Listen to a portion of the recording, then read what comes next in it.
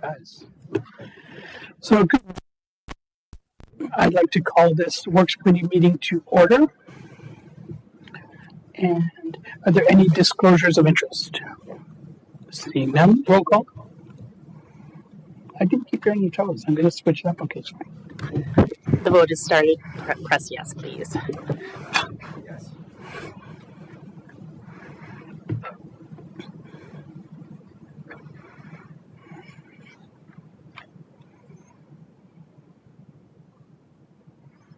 Okay, good. I did once.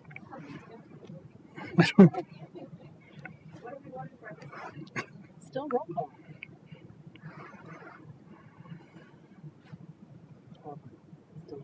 Okay.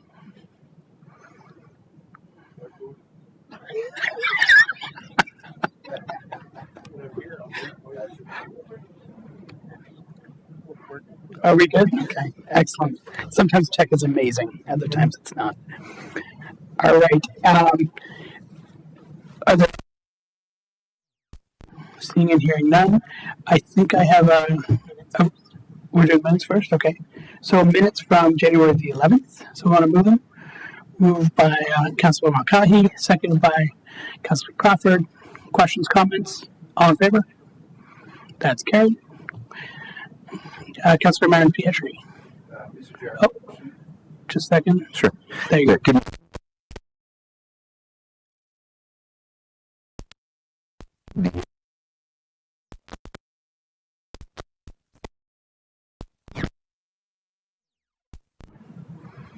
Okay. Do you have a second for? Okay. All right. Any questions or comments? All in favor? Adopting the agenda or altering the agenda. Thanks. Okay, that is carried. I have motions, and we'll go one by one, beginning with report 7.2A, that we move that the PCGBP be terminated. Okay, do you have a second for that motion? Seconded by Councilor Crawford. Questions? Sorry. Just a second, Mr. Chair. So this is a program that was approved by council. So to the clerk, what this motion does is defeat the action of the council decision. So the motion is contrary to the rules.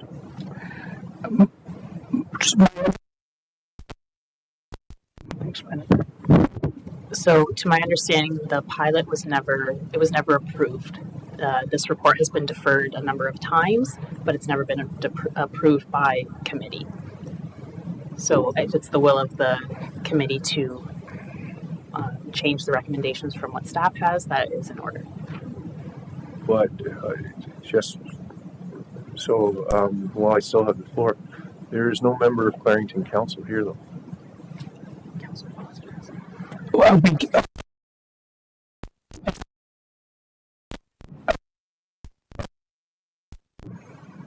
if Councilor Foster steps in, Mr. Chair. Well, no, I'm just raising the point, so I'm good to give up the microphone. Okay, good. Okay, Councilor Foster, go ahead. Thank you, Mr. Chair, and thank you for allowing me to speak.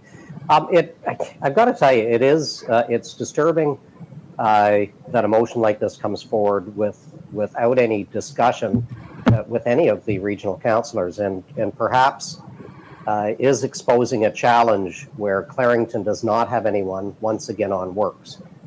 We were quite amenable, all of the Clarington councillors, to serving where we were best needed. But this has a direct impact on Clarington. The report, deferring this to 25, given the other reports that are here, to see how things go with the changed rules around the AD and the green bags and expected reductions. Didn't have a problem with that. I've spoken with the local councillor who's most involved with this, and we didn't have a problem. But at the end of the day, the waste is coming from Durham and York into my backyard, not yours. Your residents and you put at the end of your driveway, and it magically disappears. We have dealt with this. It has been a hugely controversial issue for Clarington for well before 2010. We've had to live with it and continue to live with it. So I'm extremely disappointed that this would come forward without a call, without a request for information. The report is suggesting waiting until 25. We're instituting a new program in 24. I'd be very disappointed. I can tell you that Clarington Council would be very disappointed if the motion to dispel with this, without even giving a chance, moves forward. And Councilor Bender, sorry. Yeah, thank you, Mr. Chair. Okay, thank you.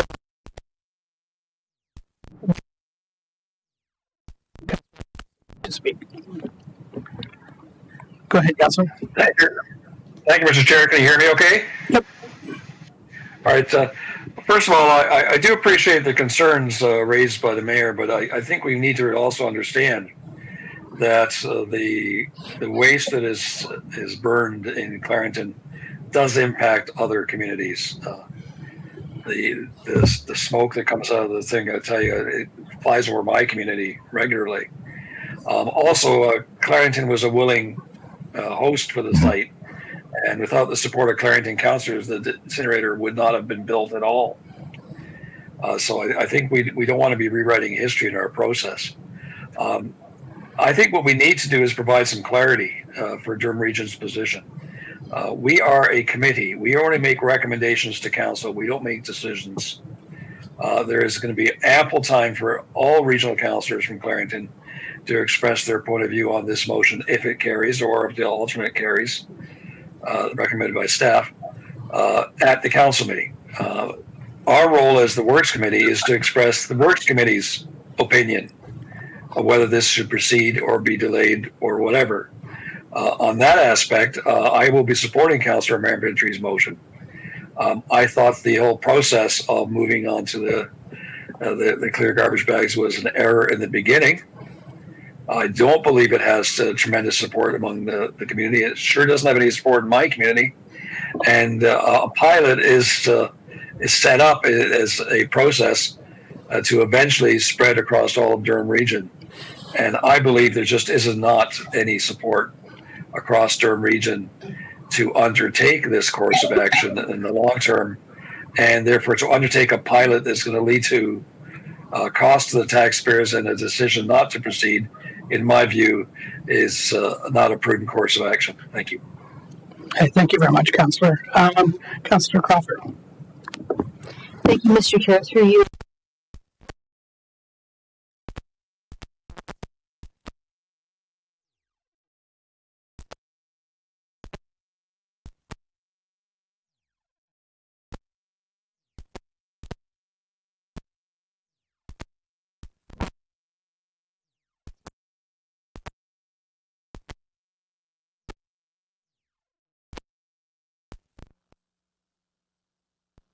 Well, thank you very much. And next we've got Councillor Mulcahy. Thank you. I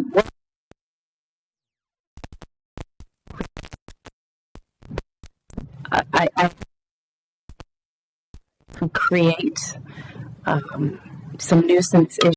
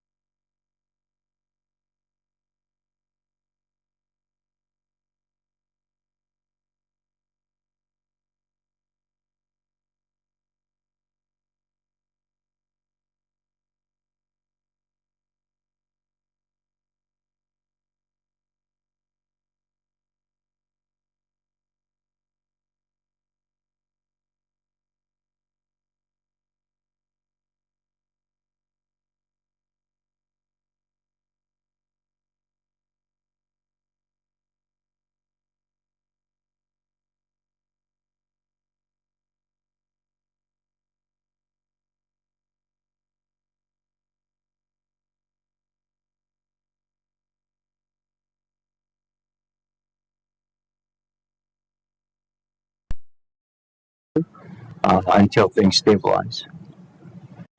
Under 3.3 of the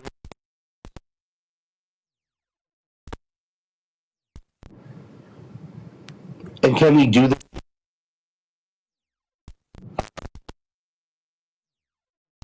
Okay, so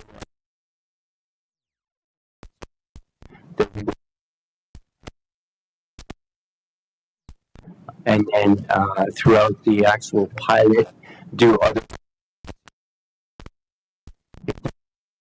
any shift changes that we have to make, and the impacts of those. So basically, we would bring on a consultant to do the waste audits. And how,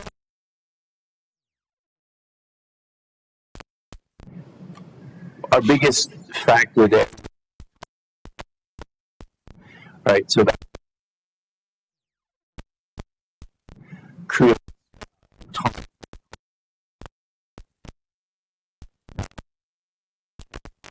inside.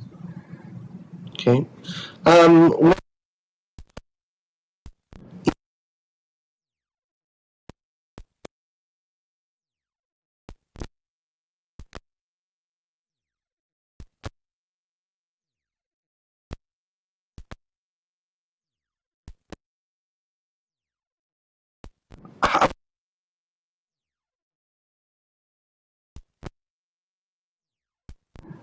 People going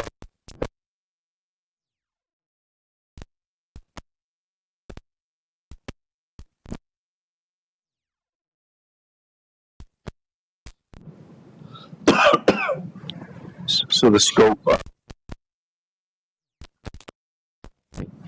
we weren't looking at any of the common areas. but don't you think that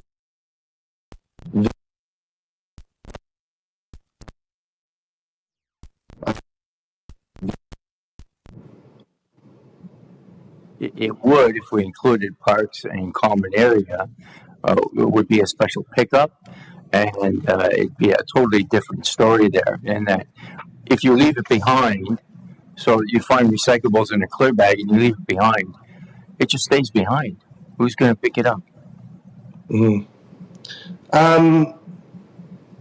So I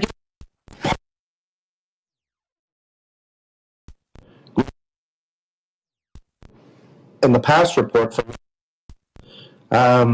we don't see a huge increase in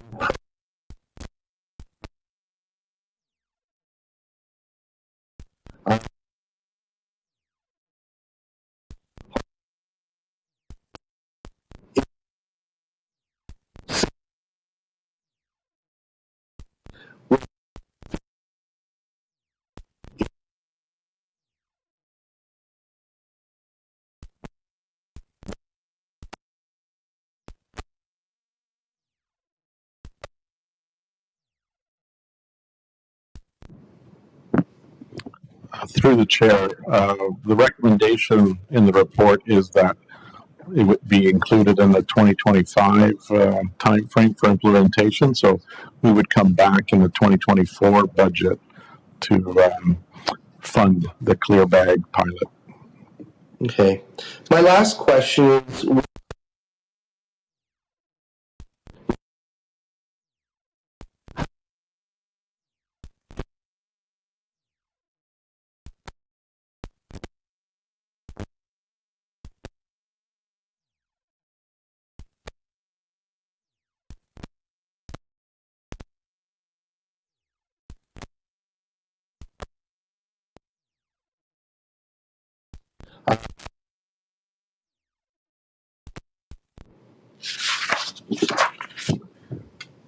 Through the chair, I'll start, and Gio can add.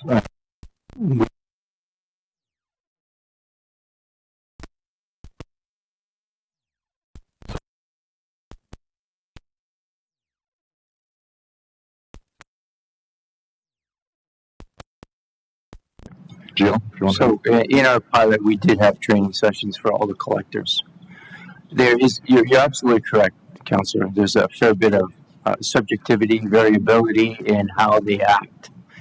What we find that is if things get left behind and then there's a call made and counselor gets upset and we have to go pick it up. They don't leave things behind after that. Mhm. It becomes more of a nuisance than anything else. So we have to, and we have to support them. They do. There will be that variability and that subjectivity. Thank you. Thank you, Mr. Chair. Thank you very much, Councillor. So Councillor Marin Pietri has asked for a recorded vote on this. Is there any other questions, comments? Seeing none, all in favor?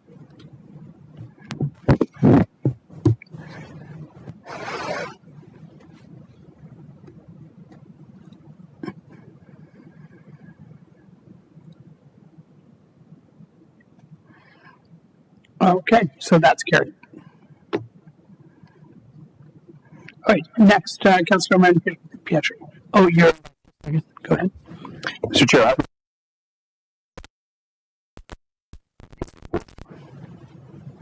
Okay, do you have a second for that? Second by Councillor Mulcahy. What's that? And Councillor Yamato wants to speak. Thank you.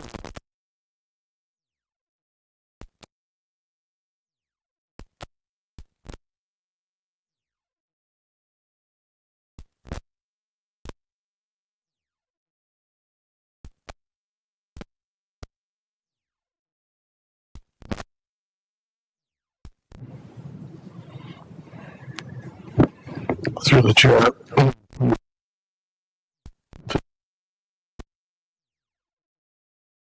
And it wasn't based on equal representation from each municipality. Thank you. All right, I don't see any other requests to speak. All in favor? That's carried. Thank you very much. Okay, do you have another?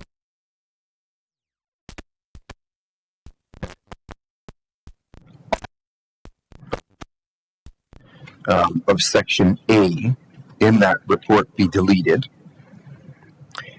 and that the remainder of the report be approved.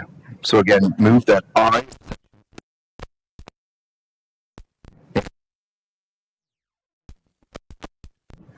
And I'd like a recorded vote on that. Okay, and okay. Go ahead. Do you want to speak? Sure. When I have an opportunity. Oh, so Aye. Against one. okay. All right, so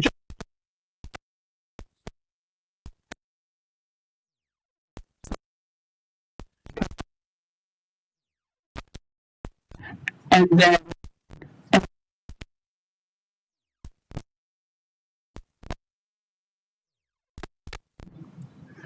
and do you want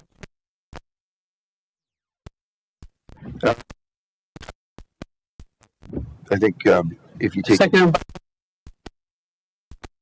self-explanatory that be stricken. Okay. And we have two. Councilor, go ahead. Can you hear me okay? Okay, just a question so I've been clear. And AI, excuse me, that's the section with the addition to the green waste No. bin, is that correct?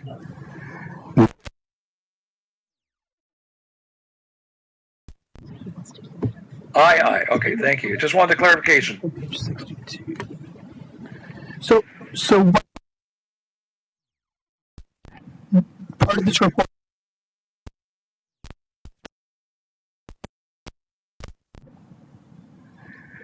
And to keep it. Okay, the reason I'm asking is when I'm looking at the report and under recommendations, it says it's A2 is that section. So I'm just trying to clarify which wording I'm using here. Have we changed the wording at all? No. 62 of the documents that I'm looking at. 62 of 83. 40. Yeah, no, I understand that, but the report is what we're dealing with, not the compendium by staff. The report says, and I'm looking at its report, 2023 WR3, dated today, and it listed as A2 in the recommendation. So I'm assuming.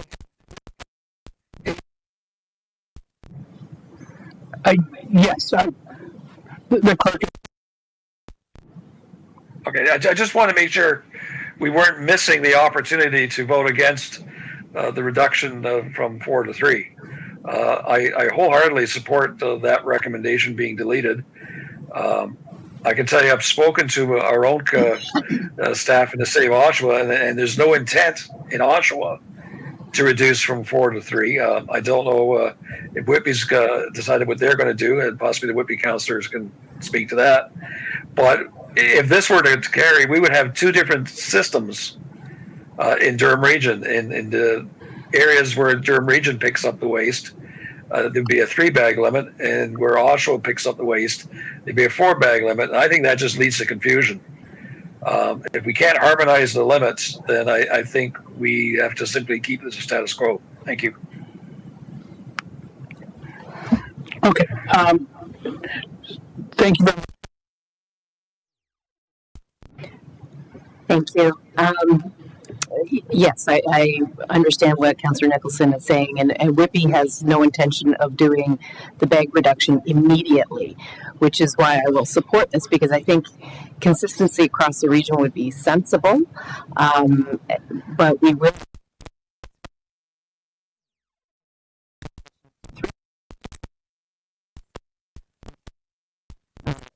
The confusion and the debate of, well, Ajax is 3 bags and or 4.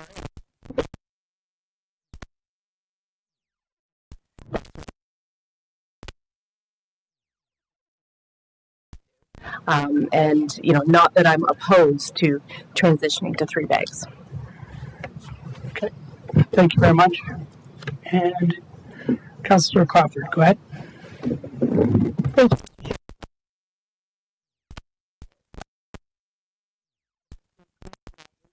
Bin is reason why you want to reduce, because obviously if people are putting diapers and other things in the green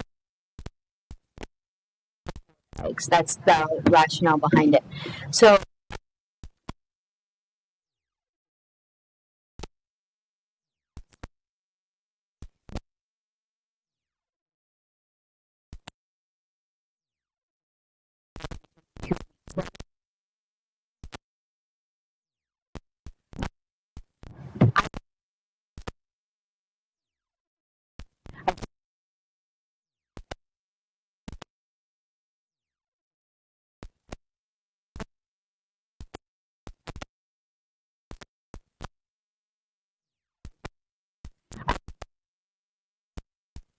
does it look, let's say, I'm sorry, I don't remember all the rules, but Yeah. like I would hate to think that we couldn't look at this, and once we get the green bin going and people understand what they can do, can we look at it again? So, and I think the clerk could tell us that.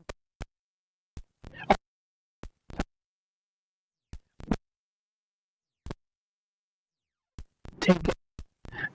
That basically says that this is delayed, or that we look at this in 6 months or 9 months or something, because I have concerns with that. No, I think 4 bags is it's true. I think we should be transitioning to that. And with coordinating with, like for me, Ajax, Durham Region does Ajax, so that there's no, and no inconsistency there, but having a coordinated talk with Oshawa and Whitby, being that they're a little bit different. Yeah, and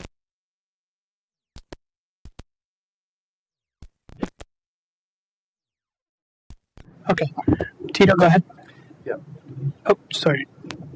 Yeah, Mr. Chair, I think the points brought up by Whitby and AJAC councillors and I believe anyone around the table, including yourself, in that we coordinate with the lower tier municipalities, and our waste strategy or waste contract in the future is valid. So I would suggest instead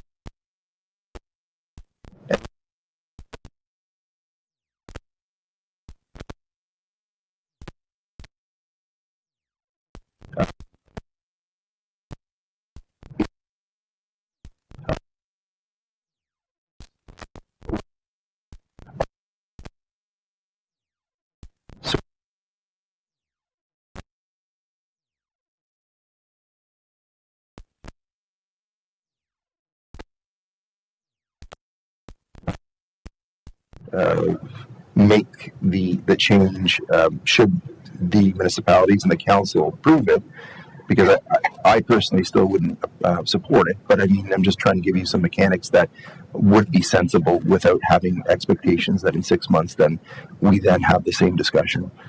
I think it would probably be more of a coordinated effort by waiting for those contracts to be negotiated. Okay. Just to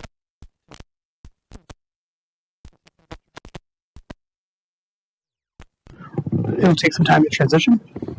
Through the chair.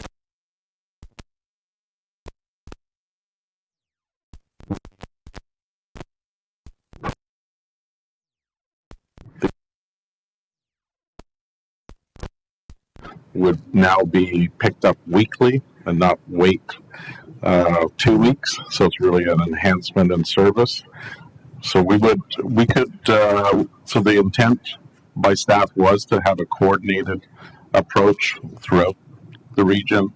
And once the enhanced green bin program was up and rolling, so we could take that as direction, or if you want.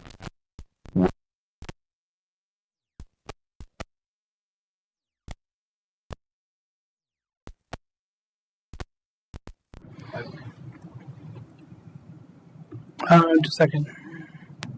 Yeah, I appreciate that.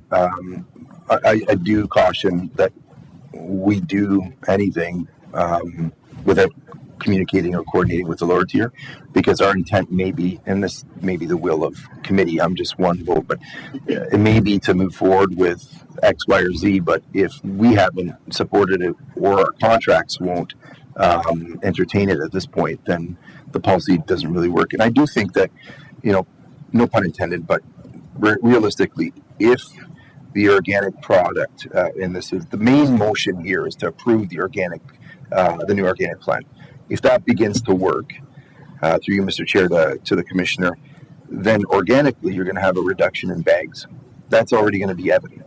So in that, then you'll be able to assess, you know, the policy and the need and the comfort level of both the municipalities and the residents. I think it's just common sense that we, you know, approve the policy and hope that it works to the point where it won't be forced on people, where it's just, you know, a no-brainer, and people decide themselves to reduce the bags that they put out there. And then moving from there, then it's probably going to be easier for us to coordinate with lower tier municipalities in our contracts. That's why I move the motion. Okay. All right. I'm going to Chair Henry first. Go ahead. Thank you, Chair. I'll give you a motion to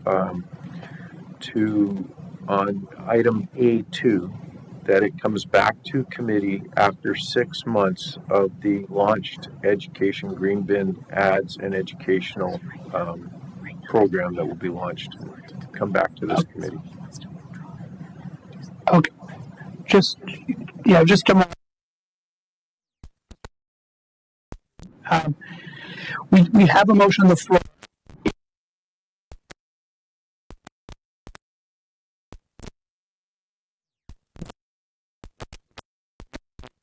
Item 8. Okay. Would you okay?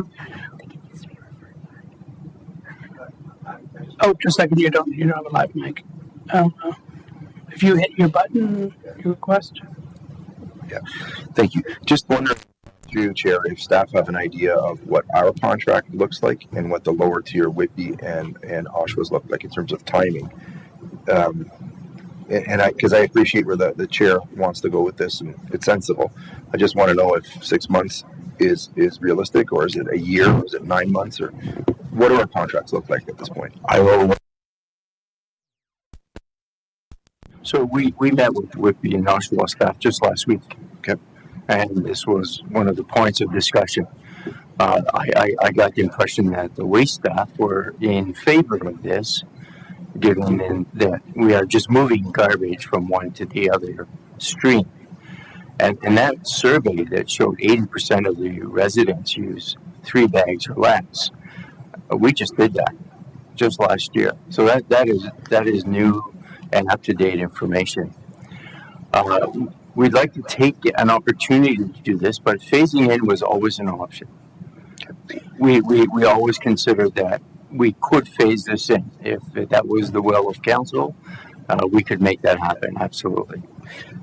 So the mechanics here, as indicated by Councillor McKay, is, and I haven't heard an official statement or policy from the city of Oshawa. The council's will hasn't changed.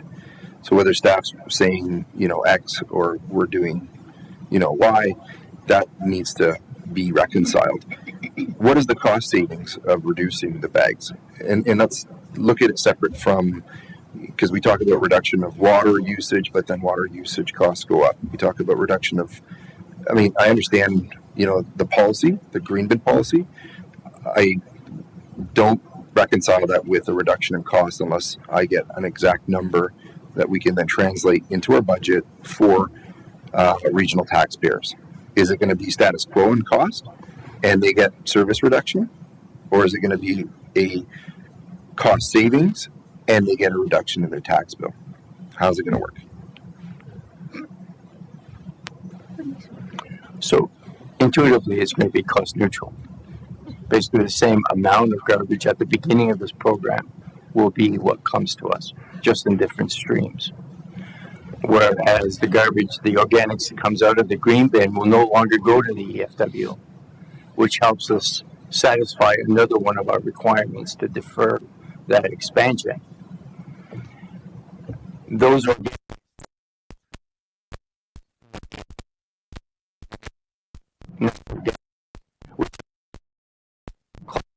emergency. So it's not just the cost of the program with regards to pickup. It's the integrated cost of the entire program and the benefits that comes with it. So unfortunately, it's not that simple for me to say to you, we're going to save $200,000 or $300,000. I'd say at the beginning it should be cost neutral, and then we go from there. I know that when we spoke to Whitby and Oshawa, they were looking at integrating this when they modified it, when they change over their trucks. And that was one of their concerns, was that, and we can accommodate that. So we would basically said a phased-in approach is something we would look at, right. But we would like some direction to say this is where you're moving towards, and then we would come back and give you a concrete date for your consideration. Okay, so this is what I'm going to do. I'm going to take it as a friendly, but I just asked that it be divided because we're going to have the main motion, which is that we approved, and so the report's been moved. Then we have the striking of II, and so the amendment that Chair Henry offered up is that we revisit it in 6 months. How does that work in terms of mechanics? Because I'd like to entertain that. The committee may want to. I'll likely vote against it. I just want to be, I want to be as collaborative as possible in being able to accept it as a friendly. How can we divide that out so that I could still vote for II to be stricken? You go ahead, Jeff. I think you can turn your mic on. There you go. So my reasoning for asking it to be moved off for 6 months is that, Mr. Null, correct me if I'm wrong, all our garbage is weight. So we would be able to see how the enhanced green program is from a weight and the weight that is removed from our garbage and we would have an actual functioning number to work with in 6 months. If you strike 2 and you remove it, you're basically keeping 4 bags forever. What I'm saying is allow the process to take place. In 6 months, look at it to see if the tonnage has gone up the significant amount to see that the program is working. And I believe 6 months would be enough time to understand that. If you divide it and you vote against this, it'll stay at 4 bags. Yeah, that's what I'd like to do. But that's not the intent of what I'm trying to do, Chair. Okay, so I just second.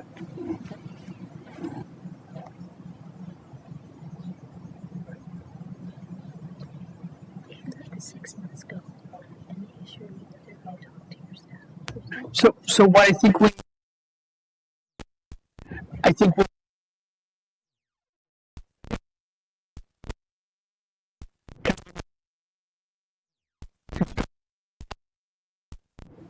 we would entertain Chair Henry's motion to come back in at a certain time period. Yeah, and Mr. Chair, just to close on my amendment, I believe if the program works, it's going to happen by default that we have a reduction in bags at the curb. We've already heard from other councillors that in their own households, they're at a much lower bag limit, self-imposed because of how they've treated the programs that we currently have. So the new program may, inspire people to organically reduce their bag count, but to force folks with a cost neutral as opposed to a cost savings program, I think that the appetite for that shift is going to be just as difficult as the appetite for clear bags. Okay. And I think that change ultimately is always a challenge. But in this case, it's not like we're doing nothing and saying that the 4 bag limit remain. We're actually improving the green bin program, which would then cause the bag limit to be reduced in households if the policy works. So my point in doing this is, if the policy is a good one, let's test it. Let's test it pound for pound, as opposed to, having the issue of reducing and then potentially in a period, even if it's phased in, residents being unable to adhere to it because maybe the policy didn't work. So I don't want to risk that. I'd rather have the policy standing in a longer sort of period, and then from that we'll be able to gauge through you, Chair, to staff and committee, whether or not we've gotten the results that we needed, because we'll weigh and understand through the contract what the waste diversion's been. And at that point, then there's a case with hard data to be made for the reduction. Yeah, and again,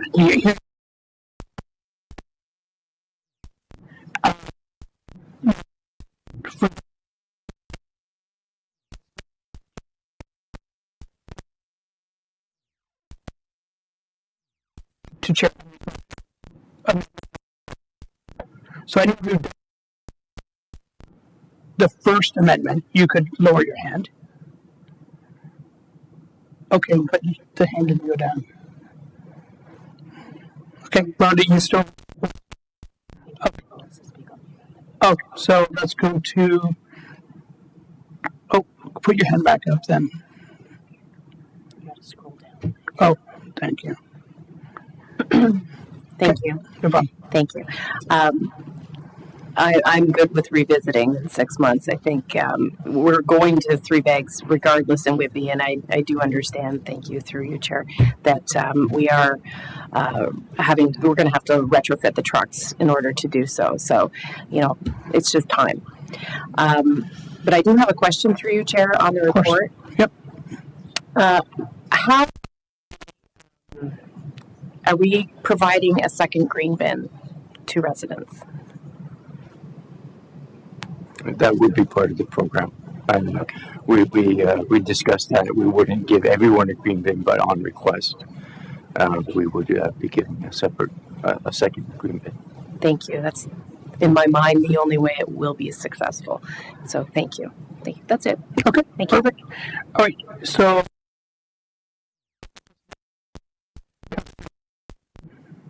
Go ahead. Chair, I think I was on the speakers list. Oh, you was first, I believe, on my screen. Thanks, Councilor Yamada. Just give us one. Brian, go ahead. Yeah, I think we've got this more confused than we need be. I wholeheartedly support the change for the green bin. I think that's a positive step. It's something that's probably long overdue. But there's an assumption being made here that if you put more waste in your green bin, you may have less waste by weight in your normal garbage bags. But the assumption is less weight means less garbage bags. And that's not the case. Many people put out garbage bags that are half full. If we start reducing the amount they can put out, then we're going to have garbage bags that are more full. They're going to be heavier in weight. And that has impacts on our staff as well. They've got to lift these bags and they've got to put them into the trucks. Secondly, and probably most importantly for me, this is a top-down policy change. I was not aware, and I've not been aware, and staff, please correct me if you've done this.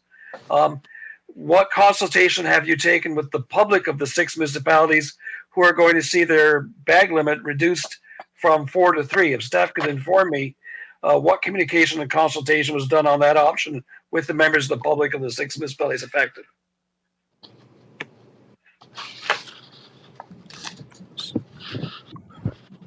So we started off consulting with the staff to see if there was a wish or desire to move this way forward, after which we would do our public consultation. So the answer you're telling me is you've done no consultation with the public. You've done no consultation with the councils of municipalities impacted. You've just spoken on a staff-to-staff basis. Is that correct? Is my understanding correct? That is correct. See, this is the concern I have. When we deal with a policy change of this nature, for me to be comfortable with Durham Region imposing a change on 6 municipalities in Durham Region, I would like to know what the position of those councils are on this proposed change before I make any decision. If those 6 municipalities that are impacted directly by Durham Region's pickup are in support of the reduction, then that colors the debate in one direction. If they are opposed, it colors it in the other direction. I don't have that information. I don't believe that the members of the public in those municipalities have been surveyed or been given the opportunity to express their view on whether or not they're willing to accept this change. Because the issue isn't so much weight as it is the opportunity. Right now, we know that 20% of the people in the affected communities go beyond 3 now. And we're hopeful that with the green bin change, that will go up, that less and less people are going to go beyond 3. But that's a hope at this point. We don't know that. We don't know if there's going to have 4 half-filled bags versus 3 fully filled bags. The same amount of trucks going to go down the same amount of streets. So I'm not convinced that it's not going to be more expensive to do this.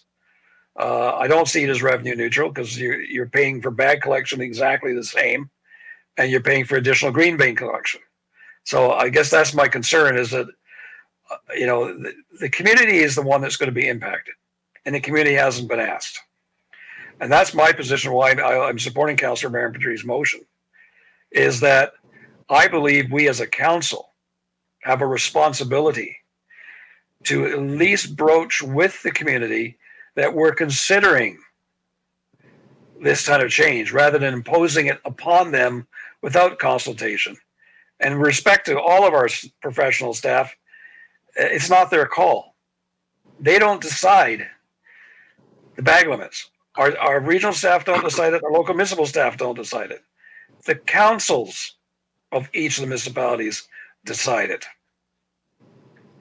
And therefore, I would sincerely like to know if the municipalities of Brock and Uxbridge and Scugog and Pickering and Ajax and Clarington are in favor of this reduction. Because I can tell you from the councillors I have spoken to in Oshawa, there is no support that I've been able to determine, those I spoke to, for reducing it from 4 to 3 at all. So I think we need that information. We need to know what the impact, the council opinions on this are, and we need to know the public's impact. We know the public thinks of this change. And I think the entire process of making the change until we know the overall impact of the green bin is extremely premature. The only logical step regarding the bag limit is to keep the status quo until we see if the green bin is a successful change or not. And I don't think you're going to find that in 6 months. I think you're going to see that it's going to need a longer time frame to determine whether that change occurs. I just don't want to bring in 4 bag to 3 bag reduction through the back door. Let's be upfront with our residents and be upfront with our constituencies and tell them that we're thinking about it and ask their viewpoint rather than imposing it upon them. Those are my comments. Sounds good. Let's go to Councillor Yamada. Go ahead, Stu. Thank you.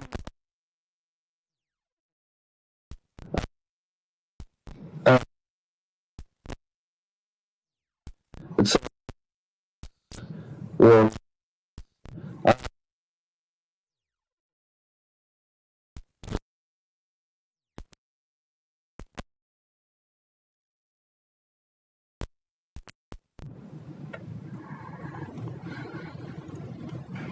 We will.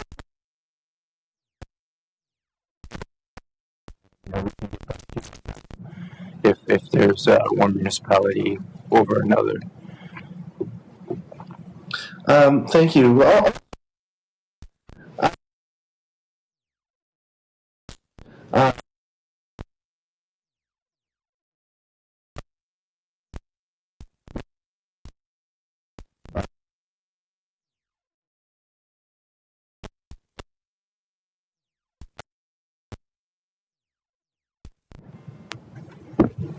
Through the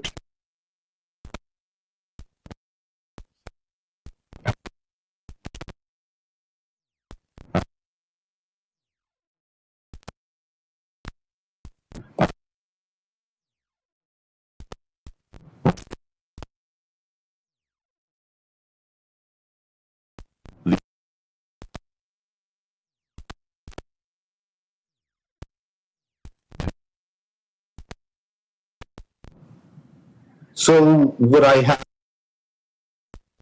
in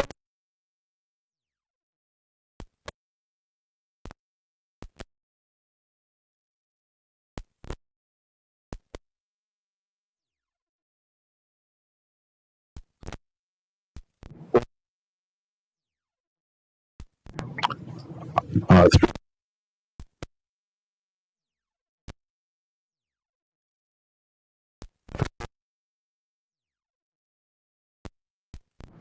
So, Councillor, the main change here is the technology. Right now, we use composting. So basically, it's open air, and it changes this very clean organic food waste into a compost that is acceptable.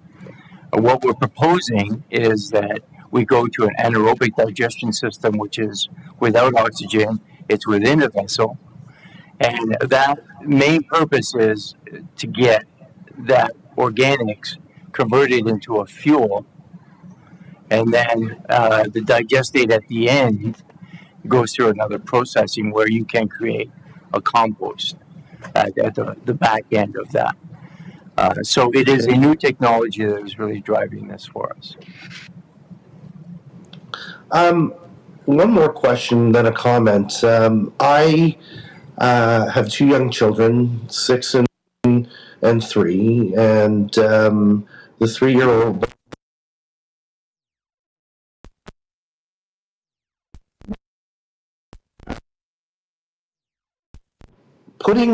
I have a diaper disposal upstairs, so I put my used diapers within that.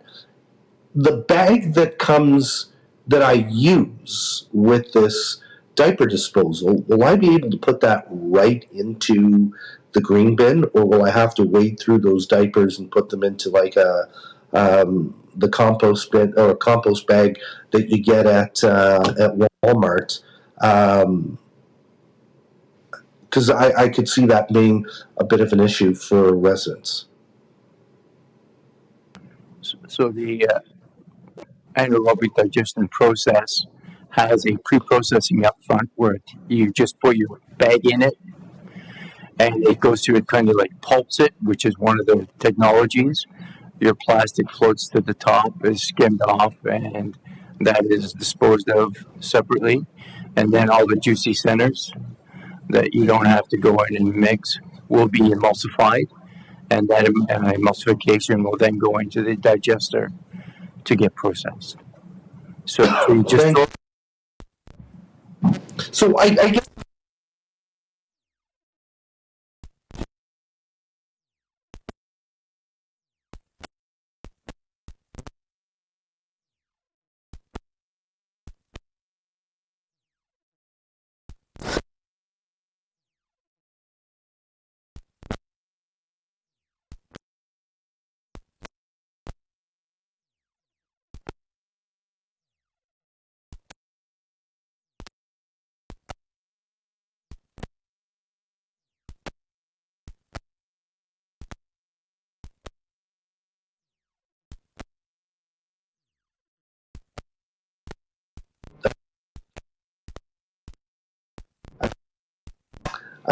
amendment and the report overall.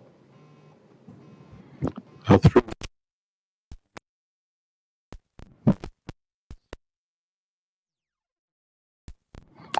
all the recommendations.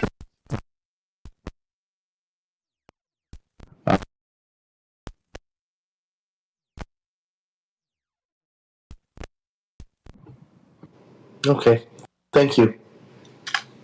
Okay, Councillor Crawford.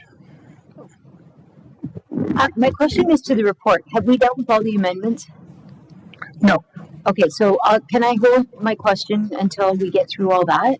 Yeah. 'Cause I think it's. Did we? Yeah. So. Okay. All right, and Councillor Pietri, you're back on, but I think you've spoken. So you're good? I don't know if you can call the questions under the rules of procedure, the new rules of procedure, but I'm ready to vote on the amendment that I moved. Okay, so we have one more speaker who hasn't spoken yet. So, and he's not from this committee. Yeah. Okay. Oh, do you see that there? Okay, so just a second. Councillor McDougall, go ahead.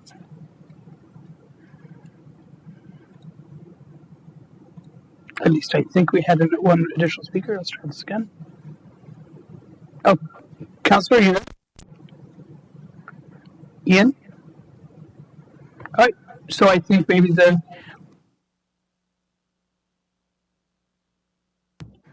try one more time for Councillor McDougall. Councillor, you there? No. All right, so I don't think we need to call the question because there's no more speakers. And did you want to?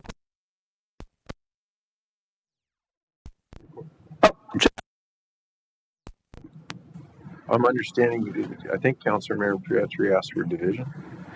So I'll ask for division. So I don't.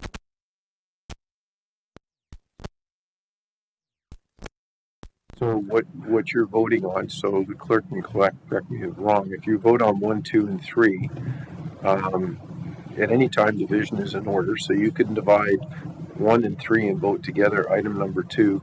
I have an amendment, and you have the amendment. Okay, so I'll go to the clerk for clarification. Okay, of course. Thank you. So right now on the floor is just the amendment to strike.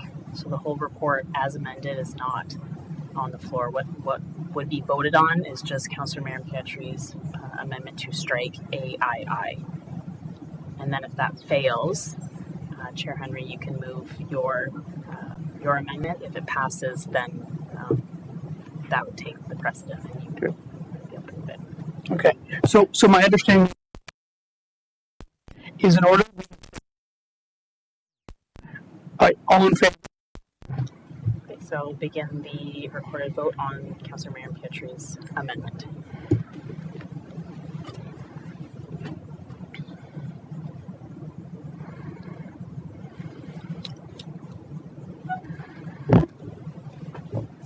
Okay, so that passed. Now, Chair Henry, do you have, I think you have another amendment. So we can't, I can't so move that, the that amendment can't because be it was moved now defeated. that it passed. But could there be, and come back? You can't refer it back. Okay. I checked with the clerk, but the item that has been defeated, so there's no option to refer it back. That's Okay. correct. That's correct. Okay. So Yeah. since the deletion was approved, there's nothing to be referred back unless the committee wants to refer the whole report as amended Okay. without that section. Fair enough. All right. So,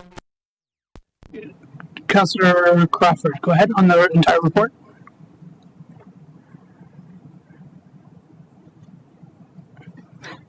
Thank you.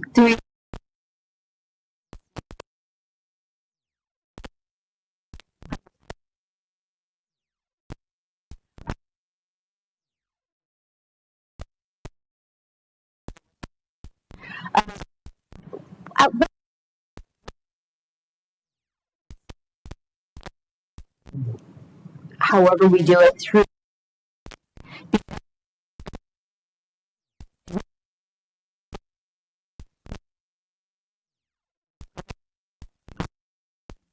pay waste dispensers in front of walkways and trails, and so it simply is for dog waste, because that's one of the biggest issues that first world problems. It's one of the biggest complaints.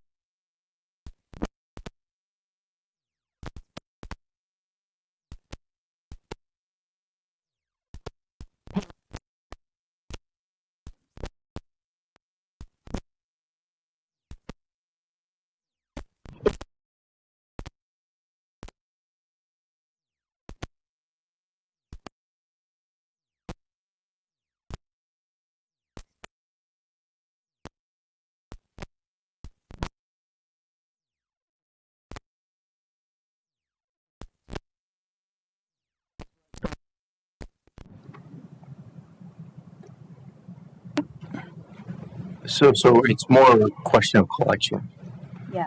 Once we have the processing in place, then we will have the capacity. We would have to talk to your recreation people on how that can be accommodated as far as the collection of those special bins. So it's our operations, our ops would be the Yes. ones, yeah, okay. Yes. So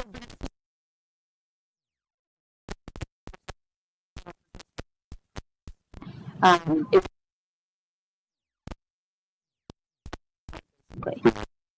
Yeah. okay, because there's a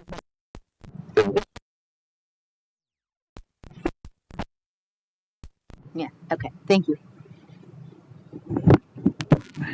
Okay. So, Councillor Martin Pietri, looking to speak?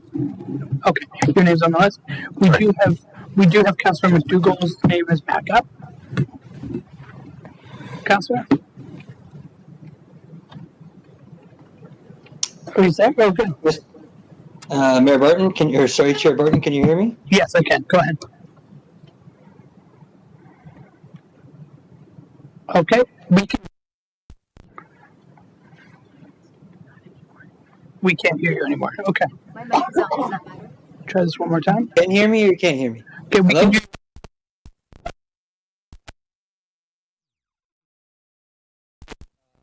We are not moving towards a 3-bag system in the region of Durham, is that correct?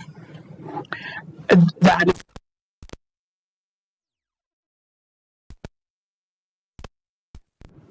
So currently, we are not looking to reduce our waste, just add an additional component in terms of how much we are collecting in terms of the green bin. So we are increasing our volume, our total volume that we're looking at collecting. So through Mr. Chair. I think we would, I think, and we,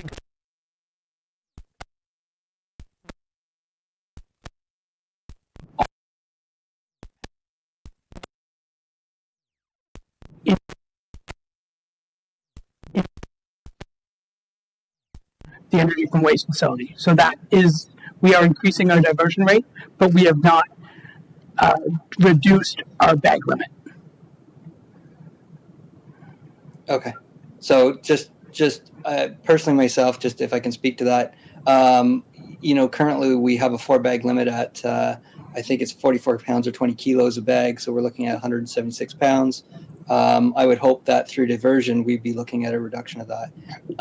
Whether the bags are filled with air or waste is to Councillor Nicholson's point. It could be 4 bags that are half empty or 3 bags that are full, but what we're looking at is a total weight limit. Right now, we are able to put in our total weight limit as before, our 176 pounds, plus an additional whatever green bin waste we're looking at now. So as of right now, today, with that decision, we're looking at increasing how much garbage we're willing to collect as a municipality. Is that fair to say? Probably through to Director Anello. I think Yeah, through the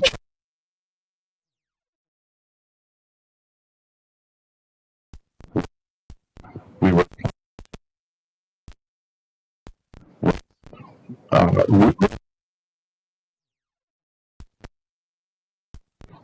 so that didn't with the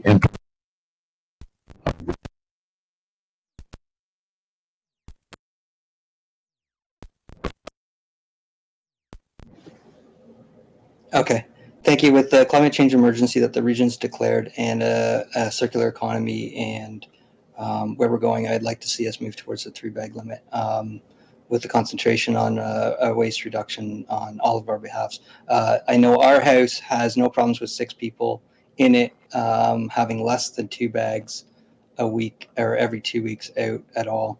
What is a concern being in Northern Durham, and I'm sure for any municipalities that have a transfer station nearby, is roadside dumping. And I don't imagine that 4 to 3 bags is going to have any effect on our roadside dumping. That's all. Thank you. Thank you very much, Councillor. All right, we have the complete report ahead of us. Again, this is something I'm really proud of. I think this getting this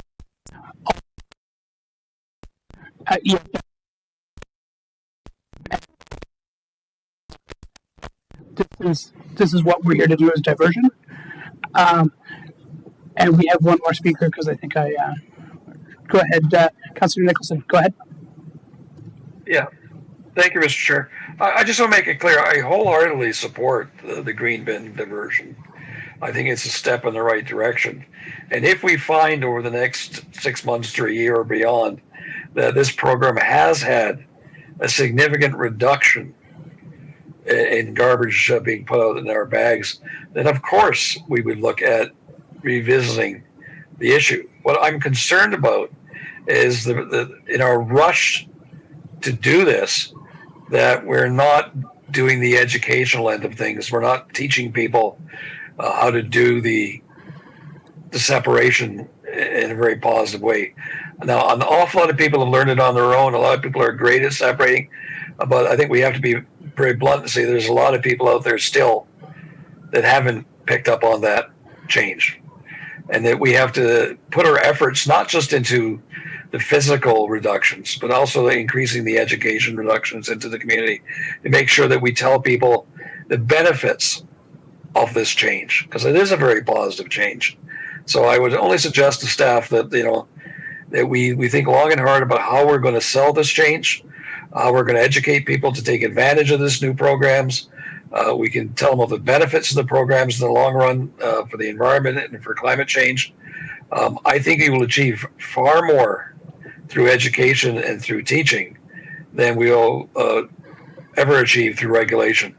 So I think it's a matter of convincing it, because I can tell you from my own perspective, my kids and grandkids do a lot more than I do. The younger generations are really buying into this change, but so we have to make sure we impact that positive step. Secondly, I really want to commend staff for finally looking at the multi-residential.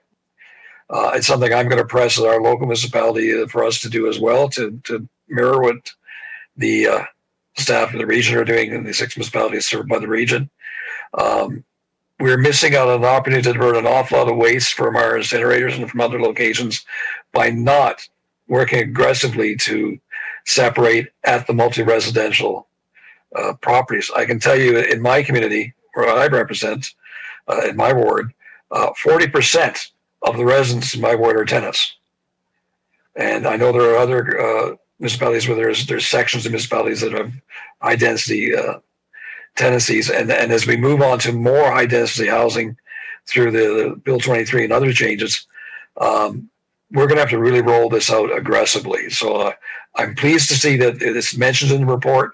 But I think if we're going to be aggressive in anything, we would achieve far more impact by aggressively seeking changes at the multi-residential level than simply going from a 4 to 3 bag process. So I just want to make those comments. I want to commend staff on the report. Hey, thank you very much, Councillor. And recorded vote on it. Okay. Sure.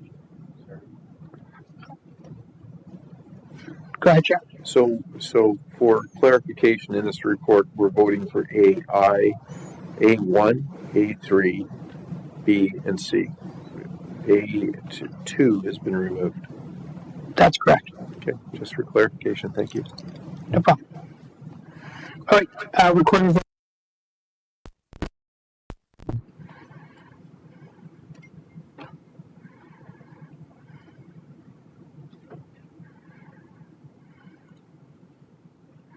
And that's carried unanimously.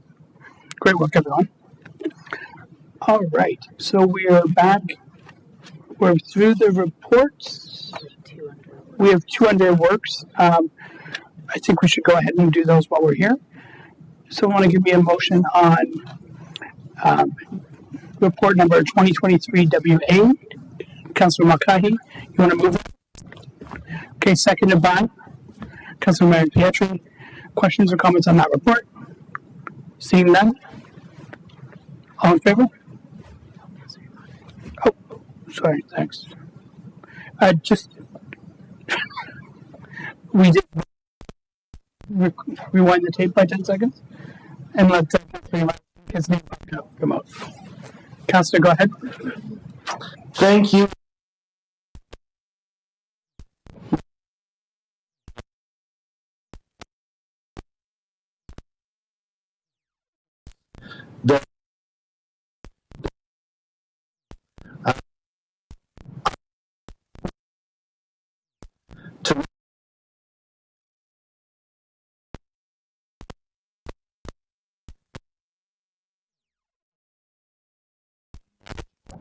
I would be interested in getting that done, because I know when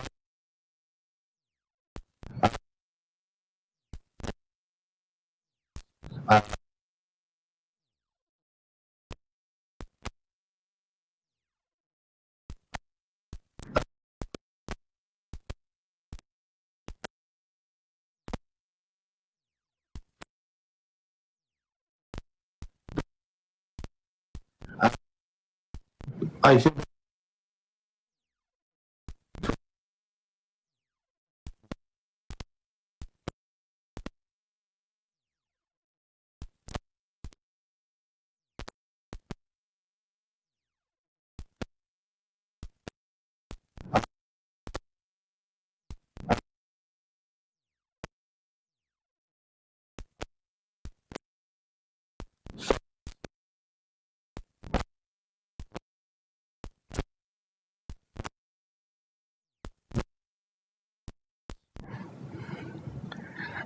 Thank you very much.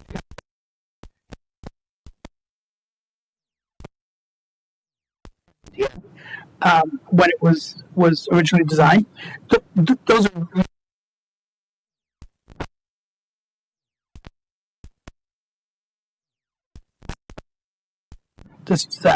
this piece. I wonder,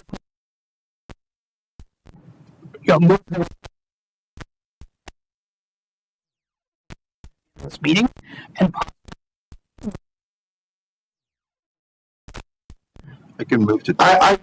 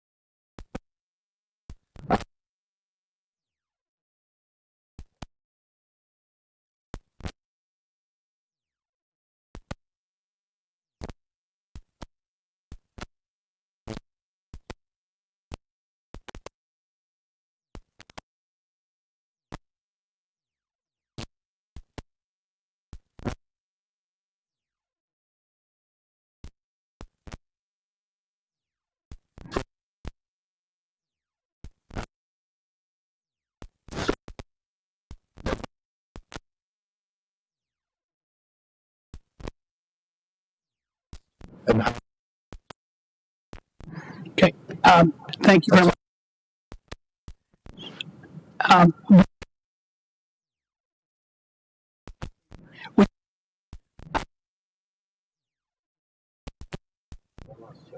You're not going to second it. Okay. Does someone want to second Councilor Yamada's motion? Councilor Malkahi will second that. Okay. Now, Chair Henry, go ahead. Thank you, Chair. I'll give you a motion to move table item 8.2A till after the staff report. Okay. That's. Are you? Need a seconder in the. Okay. Councilor Crawford, all in favor? That's carried. So let's come back and do. Good with that? All right. Is that in order?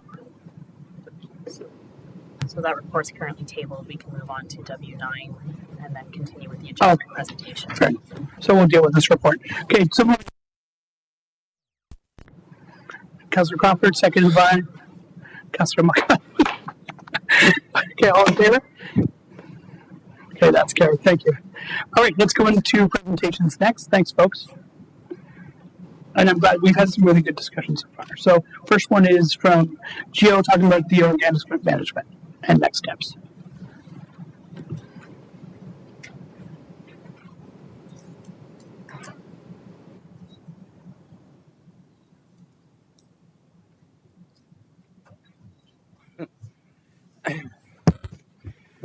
Thank you very much. We've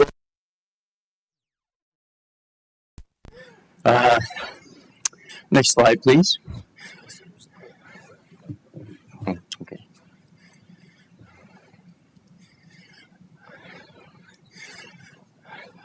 So this is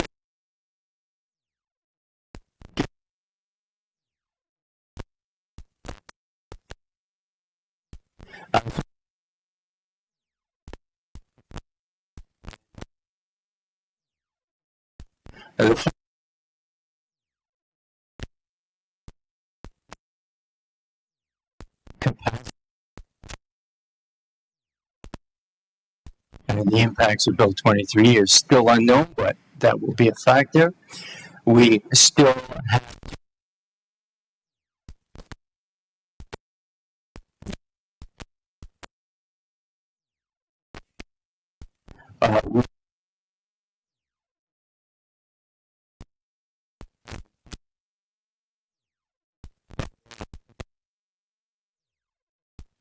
our actions for the climate emergency. The enhanced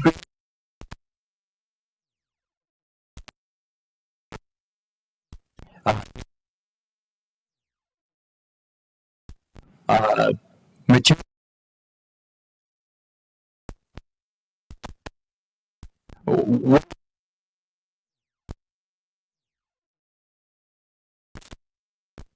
and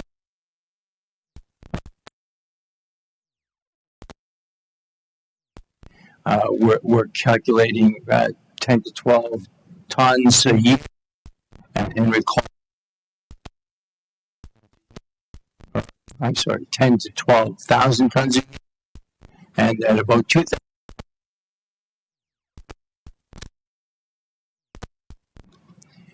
And again, it's positive way forward. This unfortunately did not pass, but I'm happy to see that you haven't closed the door on it, and that we will be revisiting this. The councillor is right in two. And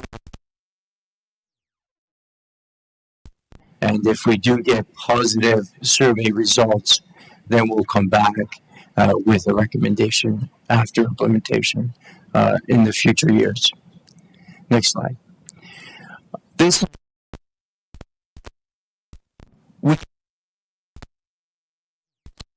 from any of the multi-res. This will be an added cost. We are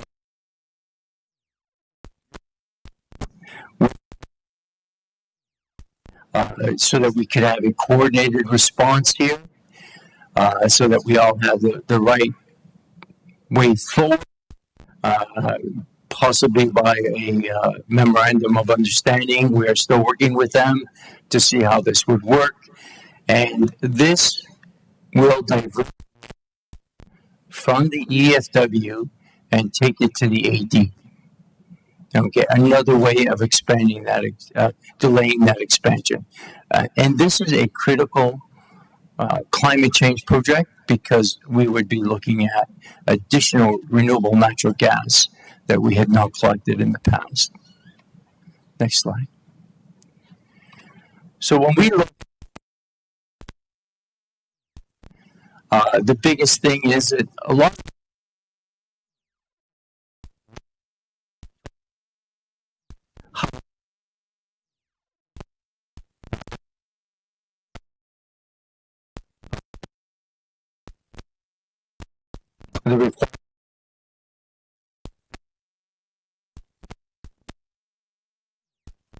what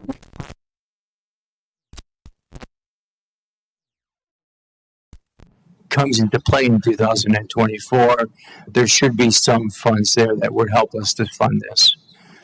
So we're hoping that our budget can be balanced that way. Next slide, please.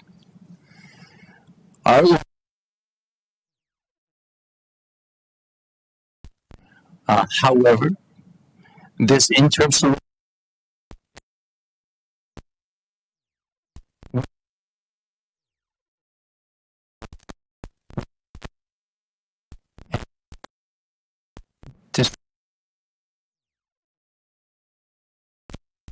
but again, acute. Next slide. So what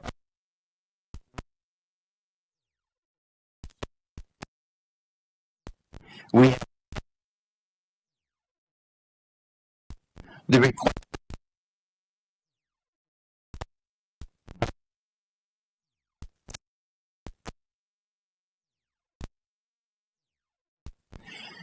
after which we will go out and do a tender. So the bond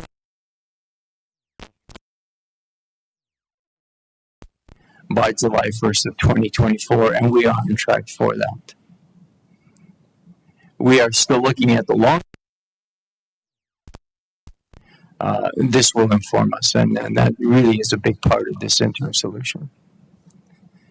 That's it for my presentation, Mr. Chair. Hey, thank you very much for the presentation on this exciting development. Again, increasing our diversion rate is just fantastic. Thank you for your hard work on this. Okay, first speaker is Councillor Nicholson. Go ahead, Brian. Thank you, Mr. Chair. Just a question, and I asked staff for a comment. One of the perceptions that I see as a positive that's not mentioned in the report is the removal of odorous organic waste from the regular garbage stream. I can tell you, when people put out their garbage bags in my community, and it's containing diapers and dog waste, it's like putting out lunch for the neighborhood raccoons and squirrels and rats and whatever in the neighborhood. Do you perceive that by having the weekly pickup of the green bin, that you're actually going to provide some relief to the residents, so we won't have as many wild animals ripping out our garbage bags and creating major problems across the communities? Do you see that as a positive step, and is that something we should highlight as well? Absolutely.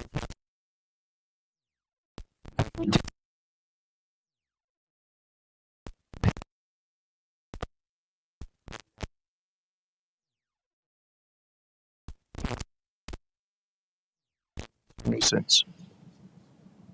Well, I do appreciate that, and I'm glad that's confirmed. When you do your public information, I think you should stress that point. Okay. I can tell you, I'll be asking our staff in Oshawa to stress that point when they promote it within our communities. We all know that the less we can do to attract wild animals to our urban environment, the better. And that we need to aggressively go after food and other wastes. And this step is in the right direction. So thank you.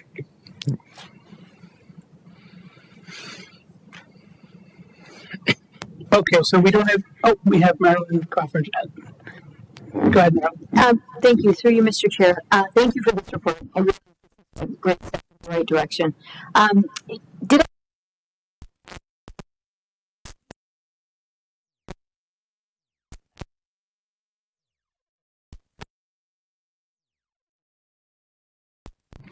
That is a possibility, right?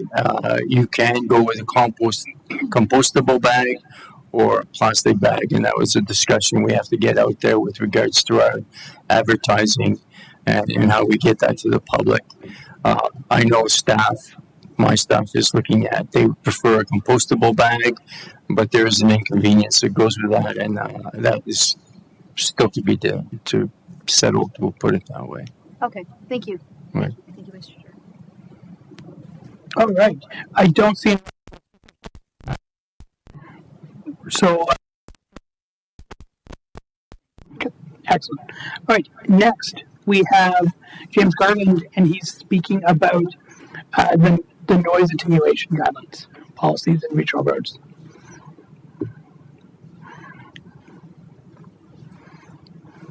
And sorry for.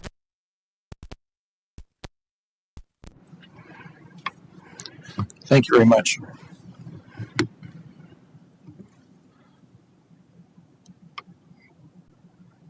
Okay, so good morning. I'm pleased to be presenting to you on noise attenuation policies as they're currently implemented in the region. Figure out how to advance here.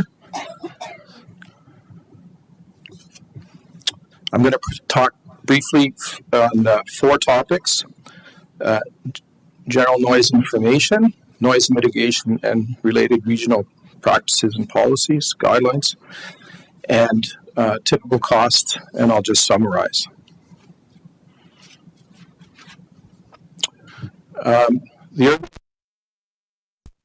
The average background noise that we all put up with every day is around 50 decibels. 60 decibels is a desirable maximum for our backyard outdoor amenity or outdoor living area, and noise policies try to achieve this.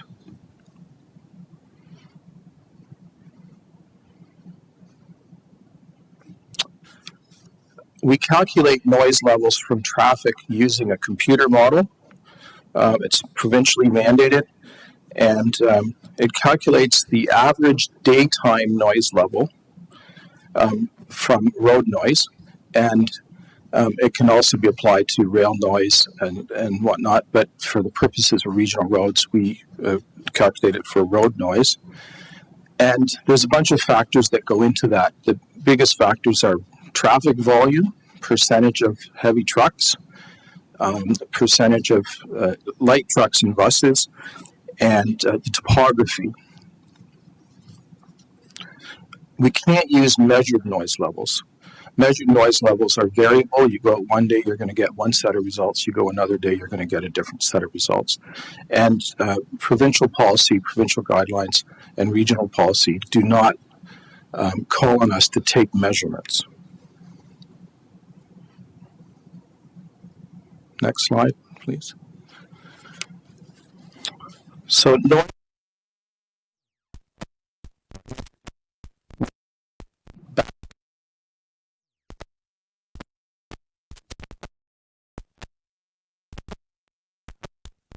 are too loud. And of course, you can't see the road basically at all. It's the line of sight that's beneficial. If you can block the line of sight, you can reduce the noise levels. Some topography for some residences make noise barriers ineffective. And so that and the height of the barrier that's practical, costs, these are factors that come into decision making about whether we can mitigate noise. And it's important to remember that noise attenuation barriers do not stop traffic noise, they just reduce it. Next slide. There's four our noise policy and regional roads, and I'll talk briefly in the next slides about them. Next slide. The first case is new. When residential land use is proposed, the layout of the lots and the configuration of backyards and whatnot is studied, and the developer hires an engineer to prepare a noise impact study. The noise impact study will determine where noise attenuation is required. If it's required for inside the building, that's one set of requirements. Brick facade, special windows, air conditioning, etc. And if it's required to reduce noise levels in the outdoor living area, then that is the kind of thing that ends up with noise walls along regional roads. And all of the region is following provincial guidelines and regional policy. Next slide. Another key regional noise policy comes into play is when we're widening a road or building a new regional road. And when this happens,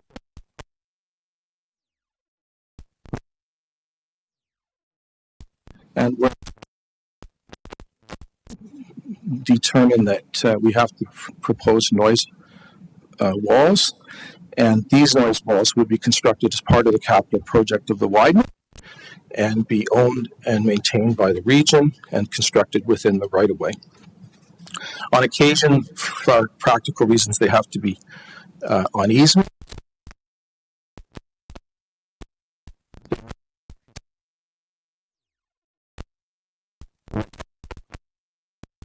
Maybe if they end up in a park or something on a return.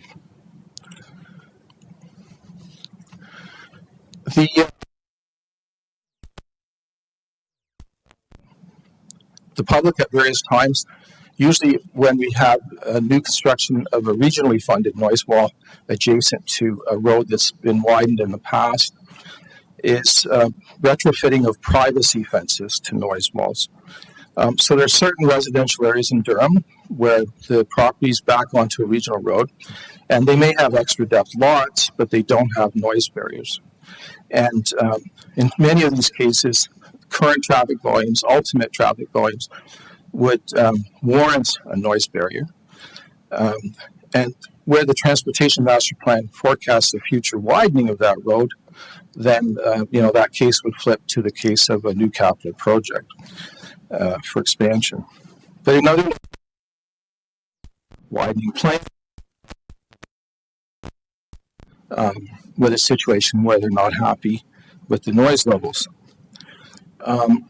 Regional practice, regional policy has been to declare that we're not in the business of owning backyard fences.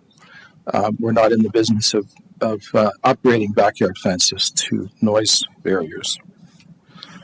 Some other And a common method is what is known in the municipal act as, or formerly known as local improvement, where there's a 50-50 cost sharing between the property owners and the road authority. This has not been successful. Almost invariably, when the work is done, the design is done, the costs are established, 2/3 of the people will not vote in favor of those expenditures. The last is replacement of private noise walls. And this is existing noise walls that have been constructed through development typically and have been constructed on private property, which is the standard practice for new development. And occasionally there's some noise walls that have been constructed on local area municipality landscape strips. But generally, the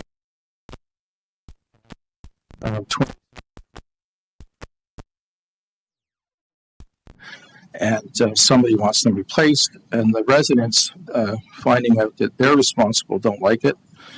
The area municipalities that own some of these walls have programs in place to replace them over time. The picture on the left is on the south side of Highway 2 in Ajax, so it's a concrete noise barrier that's in pretty rough shape. The picture's a little bit dark there, but there's a webbing strap holding that top post from separating far enough for the concrete planks to fall out. And on the right, you can see there's a little bit of problems with some of the fence posts. Next slide.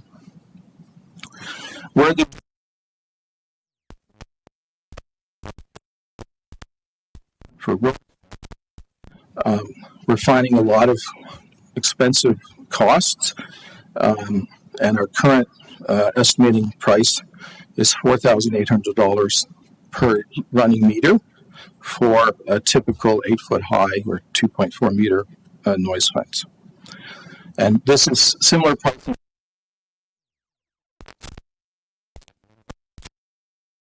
or a composite concrete product, which is also available in the market and has a long life.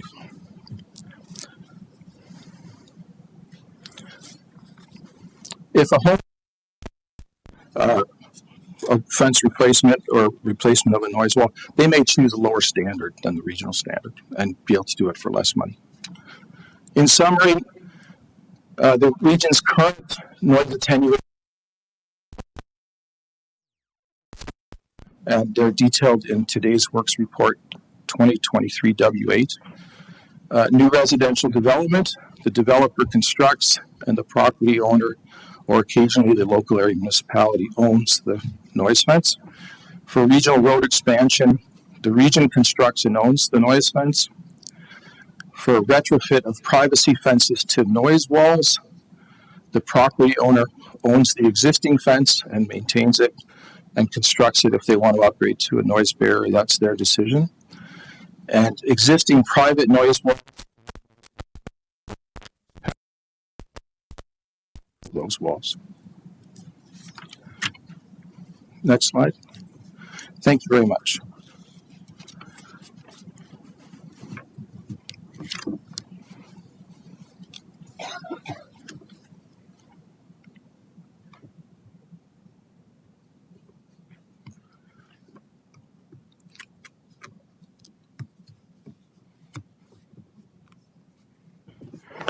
Okay,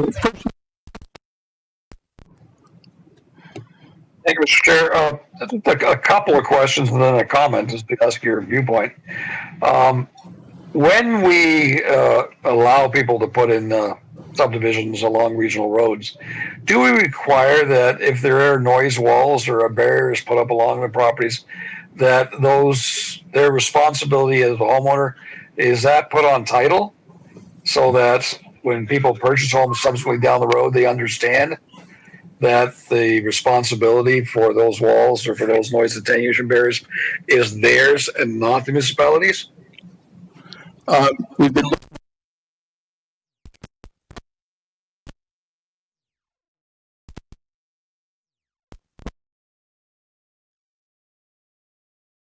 The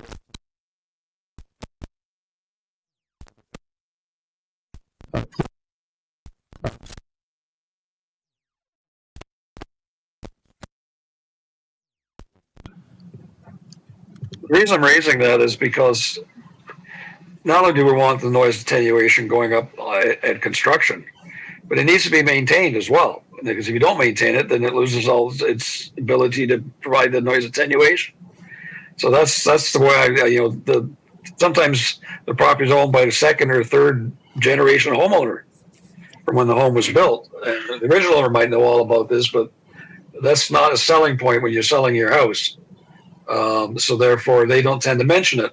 And then, of course, down the road, surprise, the new homeowner thinks it's the municipality's responsibility. It isn't. So that's the one area that I wanted to make sure we could definitely look at. Secondly, have we considered natural noise barriers such as trees and shrubbery and things like that self-generate as opposed to putting up walls? Through you, Mr. Chair. The benefit of vegetation isn't insignificant. However, it's not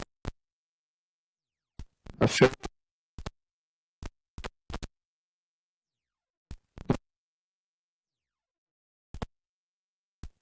benefit as a properly constructed noise barrier. Yeah, that's glad to hear. I didn't know that. The last point, and like I really feel for some of the residents whose backyards back on some of the regional roads. And I'm afraid I don't want to sound blunt here, but it's the same argument that I hear over rail lines and airplanes that were flying over airports, is that the road was there when you bought your house. So it's not our responsibility as general taxpayers to solve the problem that you knew was there before you bought your home. And I make this argument many times to people who buy along our rail lines in my ward, where I have two rail lines, 401 highway and a port, all in one ward. And it sounds harsh, but my answer to all of them is, did you miss the 401 when you bought next to it?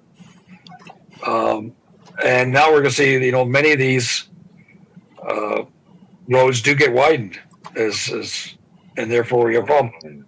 My concern about the region being involved in retrofitting existing private property is virtually all the regional roads in my constituent in Ward 5 in Oshawa. The road isn't noisy in their backyard. The road is noisy in their front yard, and the front yard's 10 feet deep. So we have regional roads with the same amount of noise, same amount of traffic going through older neighborhoods, more traditional neighborhoods across the region. And this policy doesn't seem to address that at all, other than saying you're on your own. So I think we have to be very careful before we institute a policy that says we're going to replace noise attenuation barriers at regional cost along some roads, and other areas are going to be left just holding the bag with just the cost and noise as well. I would have a hard time selling to my constituents that their taxes should be used to help other communities, but would provide no assistance to their community. So I think long and hard, it's in a perfect world, we'd all have enough money to do everything, but I have a hard time not addressing the fact that regional roads sometimes are 10 or 15 feet from somebody's front window. I draw your attention in Oshawa to Simcoe Street, to Richardson Road, to Wilson Road. You can probably see the same thing in Whitby, to some of the older regional roads. In traditional parts of Pickering and Ajax, you see it, and I'm sure you see regional roads very close to properties in the north as well. So I think we have to think long and hard about what Pandora's box we're opening here. I think the current policy makes sense. It's prudent, it's fair, and it's a matter of, when you buy a home, know the impacts you have to put up with. Thank you. Hey, thank you. Thank you, Mr. Chair. I think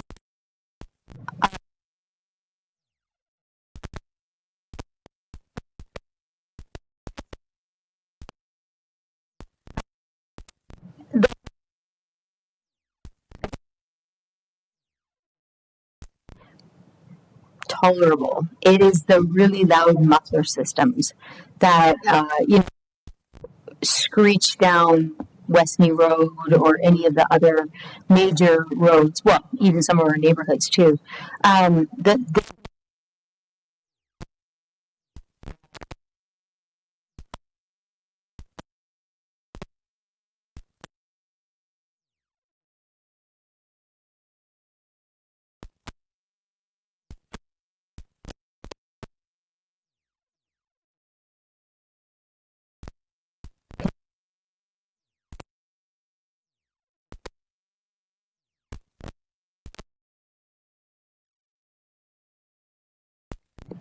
Through you, Mr. Chair. The noise attenuation barriers that we would typically construct if we have a road widening project would benefit to the order of 5 decibel reduction or maybe 6 or 7 decibel reduction. A muffler is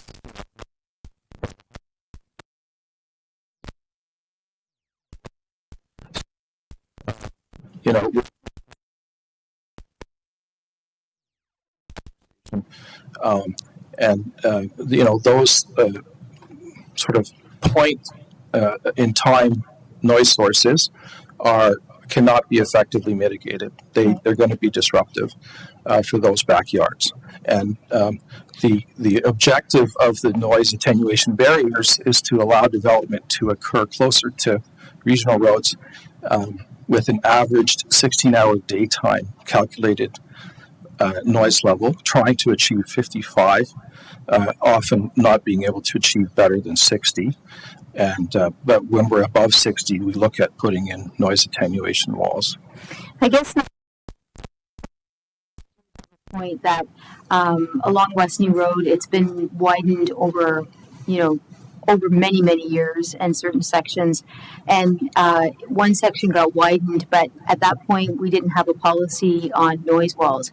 And so there's about 4 or 5 houses in the whole of all the Westney that didn't get the noise wall. And that is their concern, is that they were kind of left out to have to deal with still the noise that comes along that road because of a timing issue more than anything else. So I do understand the expense of it. From my residents' point of view, I do understand them feeling like they were left out in getting the same treatment as the other roads. It was timing. Anyway, thank you for your report. Thank you very much.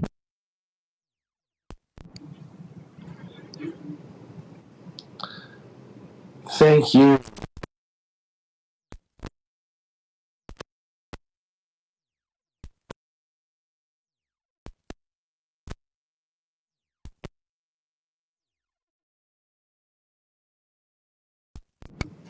The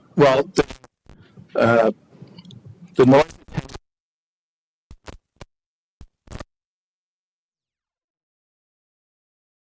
when there's noise exposure on one side that doesn't vibrate through and convey noise into the yard, and so the fences that are constructed of wood are usually about 2 1/4 inches thick with tongue and groove joints, so they achieve that sufficient density to be effective, and they have cedar has a very long life, western red cedar. The biggest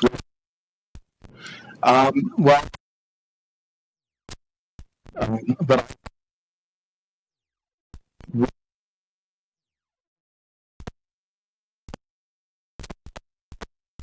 and what the Regions design does is it has a hollow structural steel tube forming the fence post, and it's got a cedar wrap on it, so that there's not a risk of the fence blowing over or falling over or having a shortened life because of rot at that point. So we expect them to last 40 years. But I won't be here in 40 years, so I don't know if I'm right on that prediction. And of course, as pointed out, they do need maintenance. So the cedar finish doesn't actually require paint, so that's a benefit too. The concrete barrier fences we thought they would be more expensive. It turns out that the cedar is almost as expensive or often as expensive in our recent tender experience. So We think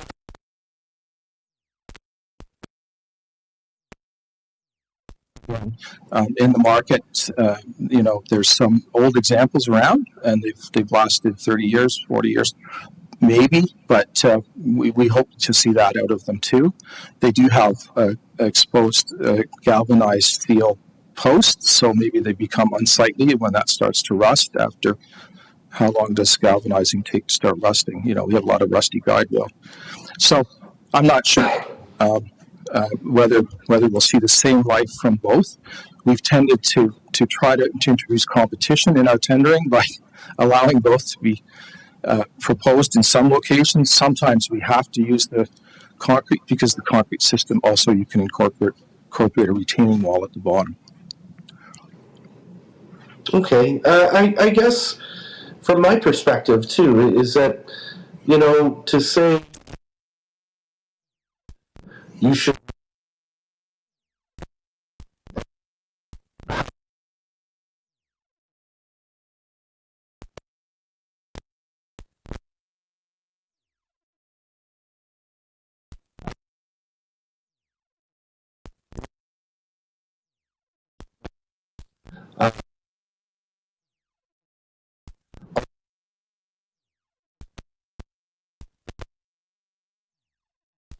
to say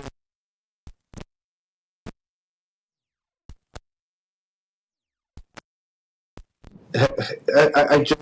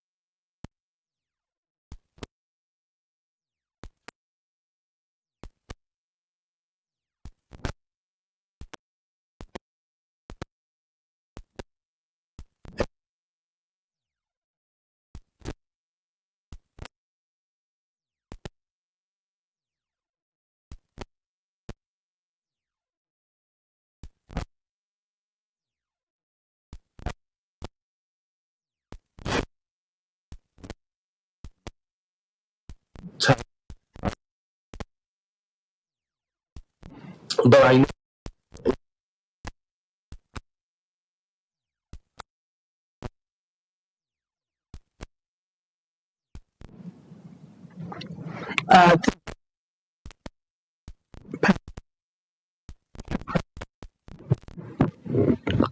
Through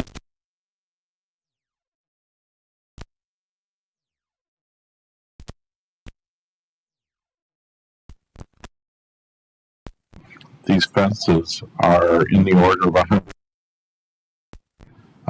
That's going to be put on the property tax over a 10-year program. You're looking at $10 million a year. We understand from the budget guideline. So to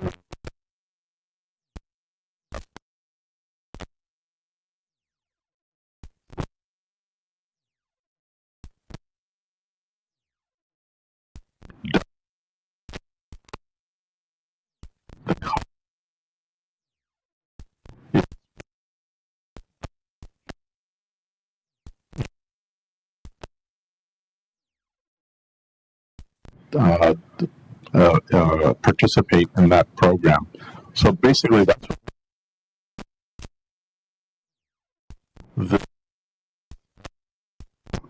noise coming from the front of homes, that has not been estimated. I would guess that it's a lot more than $100 million if we had to solve all of those problems there. Thank you. Okay, next, Well, just to be fair,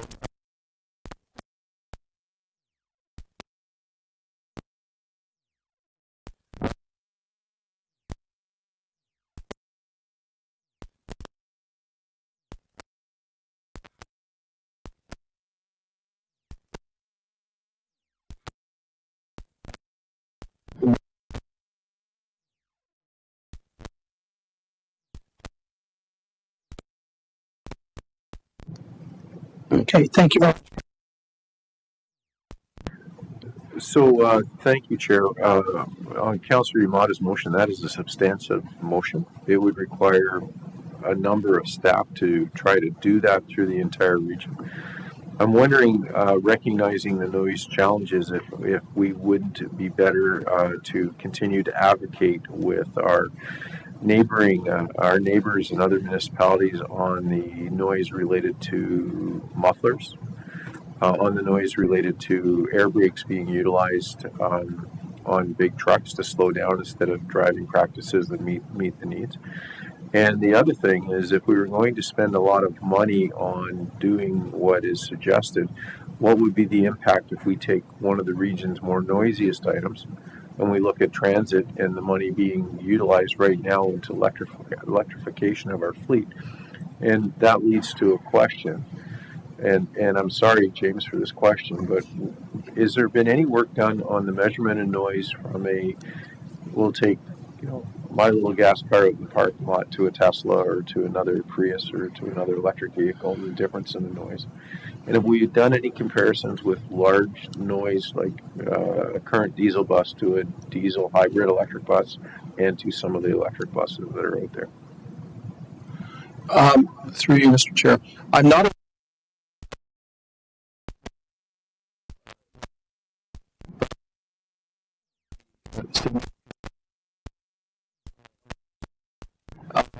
there.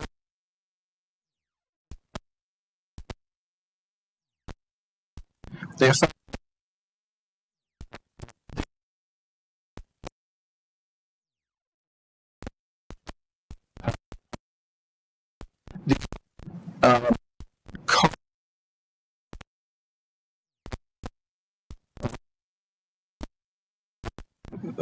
illegal mufflers on electric cars will end up with illegal speakers. Sorry, on their gasoline cars will have illegal speakers on their electric cars with exhaust sounds. Hopefully, they can turn them off when they're driving to and from their hangout joints. But if they would do what we wanted, they, I don't know if we'd be that lucky.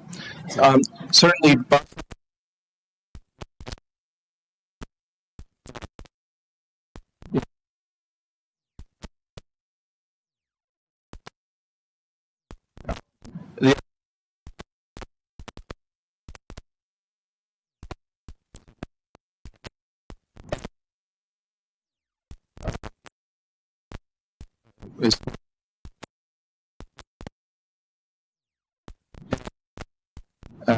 But time,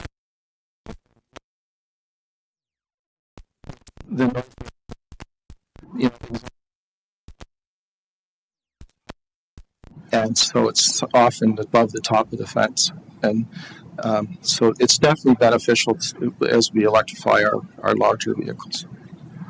So, Mr. Chair, and I'll take direction from the Commissioner, this is too big of a project for direction to staff.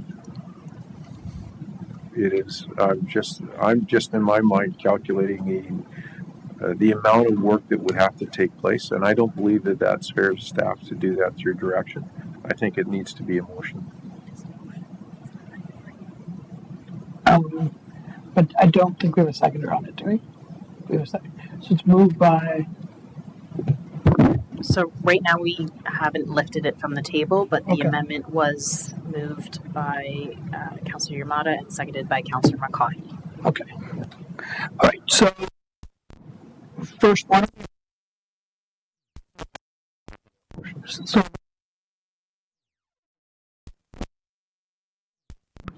to lift it from the table. So now it's back. You know, we.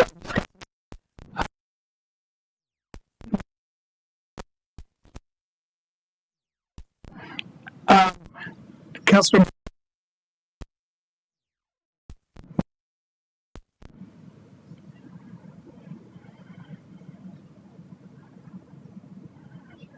Okay. So,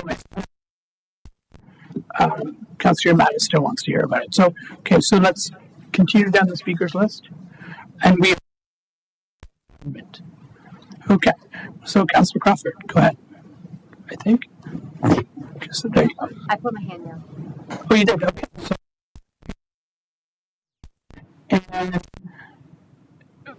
and let's go back to our committee members, which is, and Steve Yamada. Go ahead, Steve. Thank you, Mr. Chair.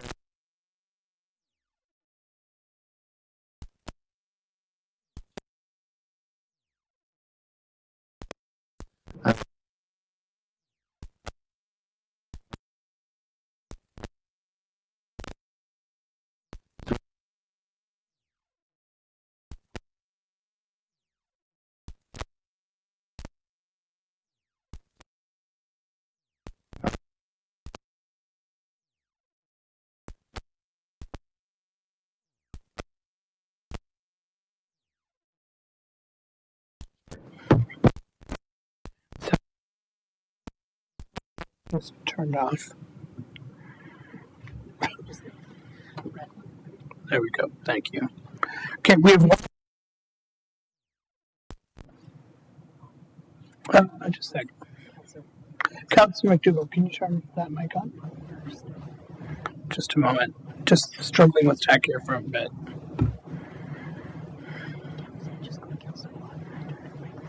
Okay.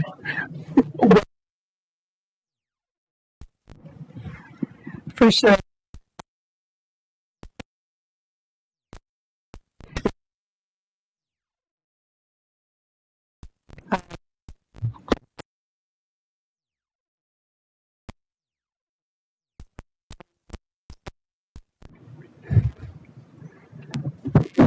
So currently, and Councilor Yamada can make sure I have it correctly, right now I have, so it would be a new Part B to the report, that staff report back to look at what it would cost to retrofit all of the rear lot properties and what the process would look like. thank you.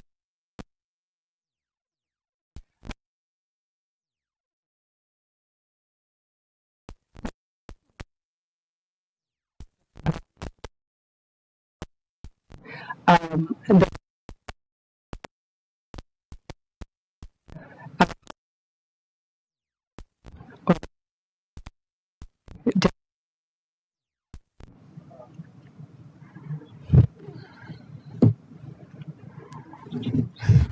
Through you, Mr. Chair. I didn't put this. This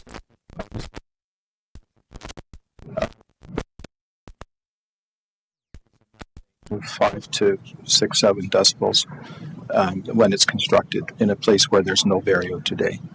and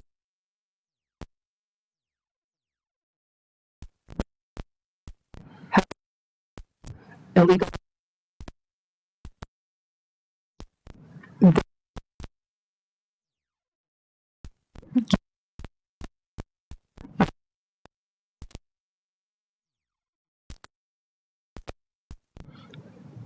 That's my personal opinion, yes. Okay, thank you.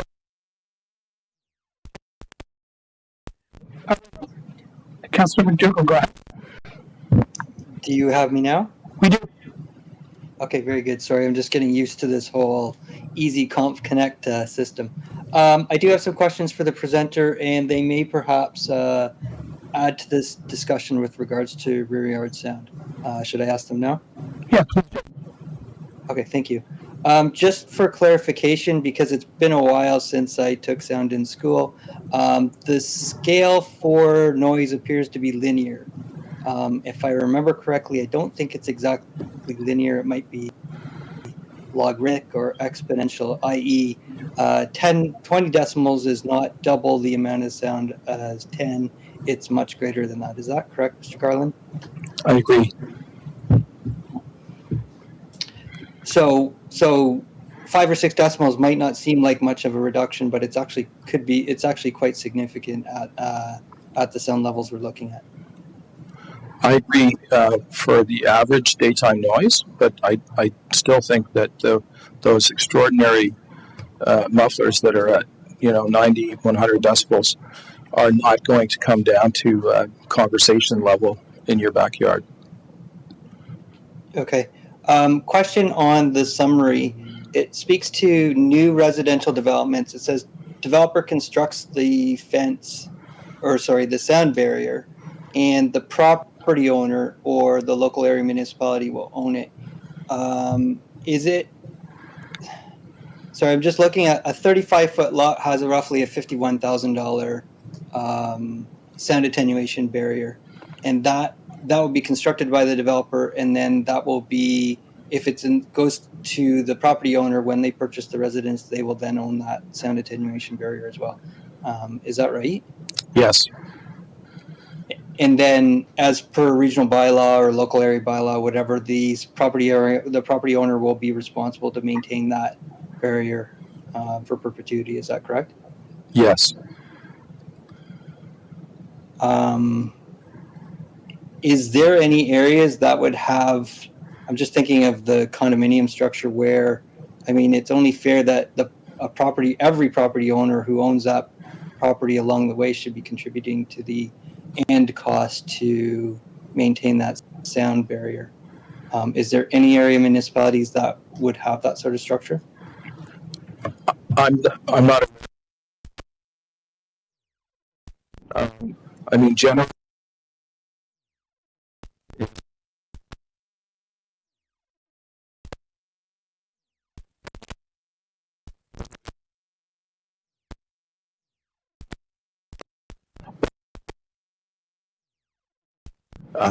And through some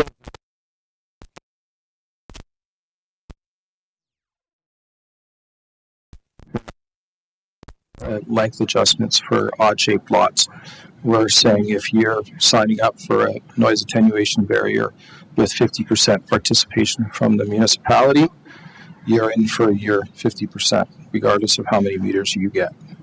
But everybody sort of in the middle of the row, they all have roughly the same size lot. They all have roughly the same size cost share. And so further on that, so when it comes time to replace these barriers, they're replaced ad hoc independently by property owner as we go along, like similar to the fence situation? I don't think.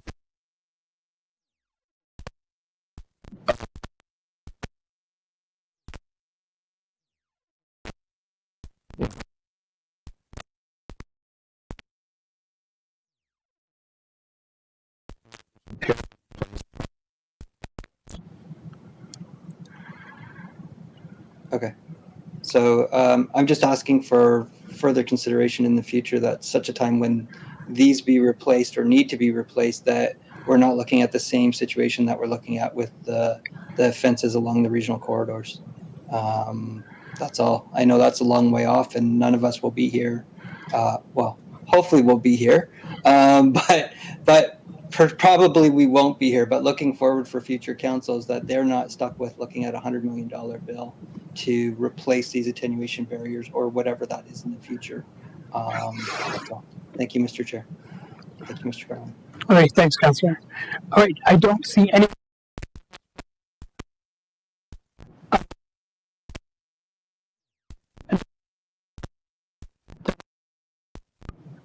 And I think somebody is asking for a recording vote. Just so. Sounds good.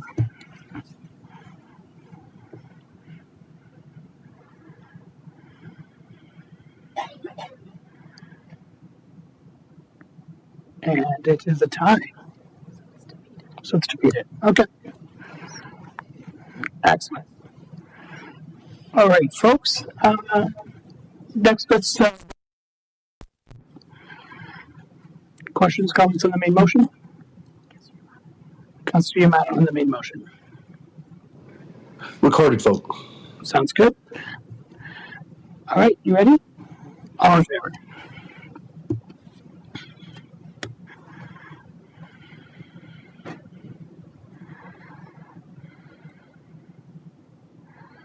Okay, and that's carried. All right, folks, I think we're on to delegations. All right, first is 6.1, Linda Gasser, and she's a Whitby resident, talking about the clear bag pilot for Clemson.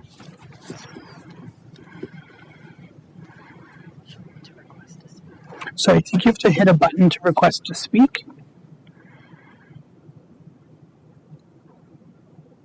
Ms. Gasser, are you there? Oh, there she is. And you're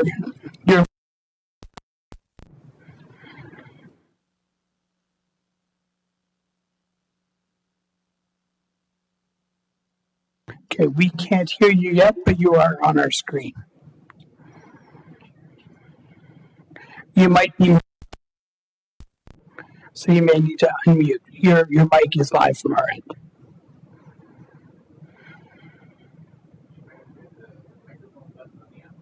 You may.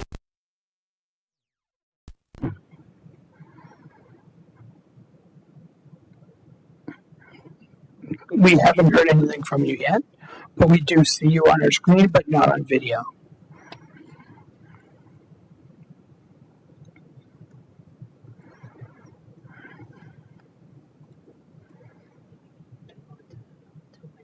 Okay, so let's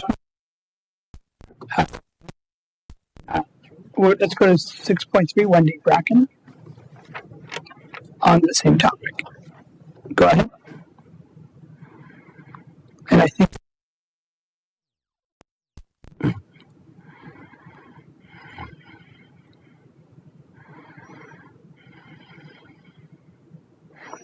okay, so I see a box with your name on it, but I don't see your name. You don't have a live mic yet. And we just lost quorum. I'll be with online, okay. Okay. All right, so suggestions? What do we?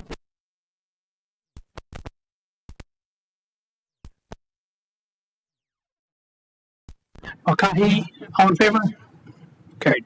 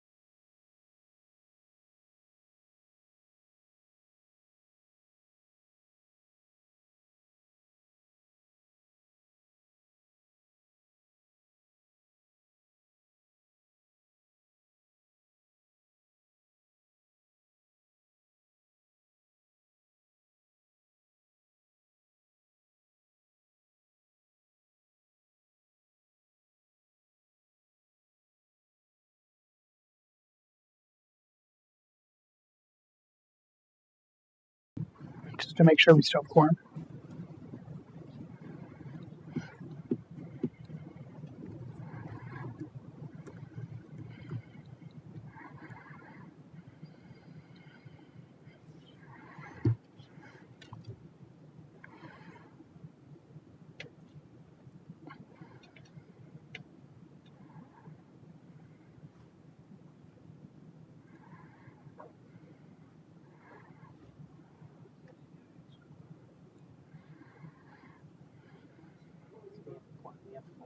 Okay.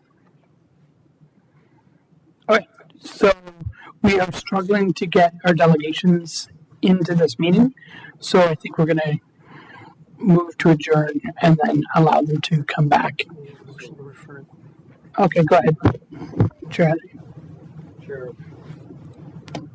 Chair, because of the challenges today, are you asking for a motion from committee to refer the delegations to council? Yes, I am. Okay, then I will give you that motion. Okay, seconded by Councilor Crawford. All in favor? That's great. Thanks.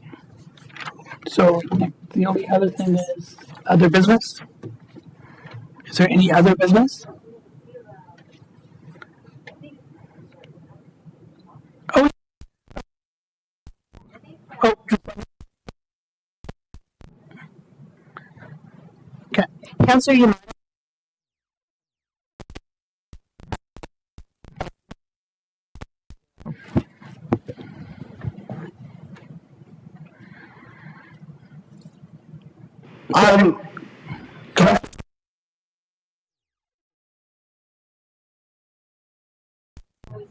Great.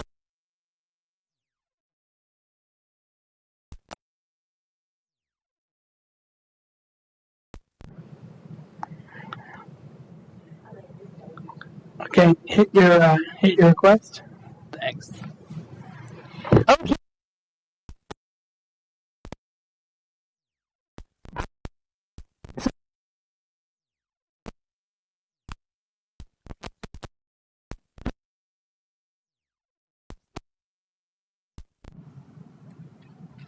Now that it's on the agenda, or No, so it still won't be verbatim, but Okay. as has done in the past, if you email it to me, I can distribute it to the members. okay, perfect. So the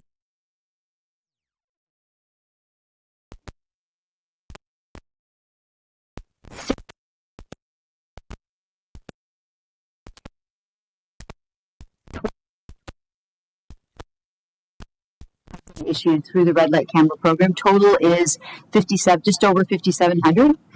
AFC 20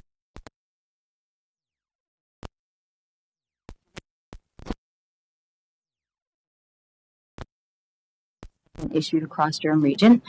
The numbers are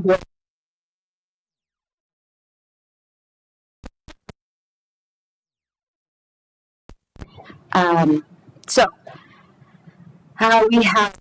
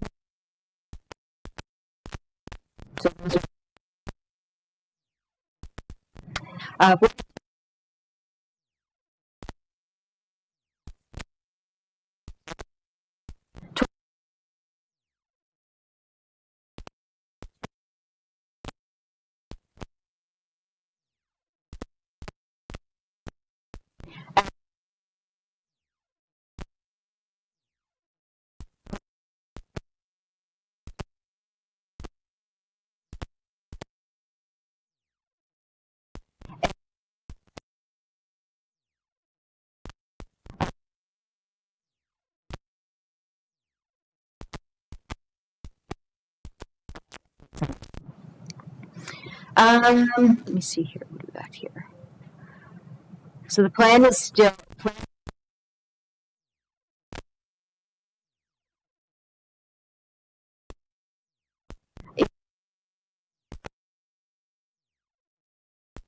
And right now,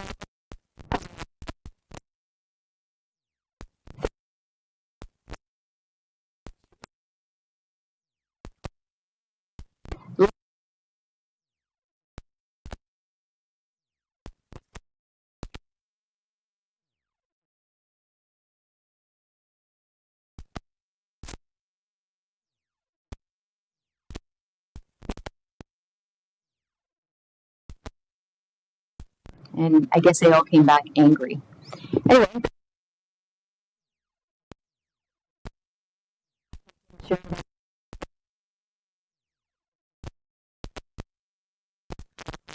That's okay. Is that Okay. Hey, thank you very much. We do have a report. Uh-oh. Don't worry, man.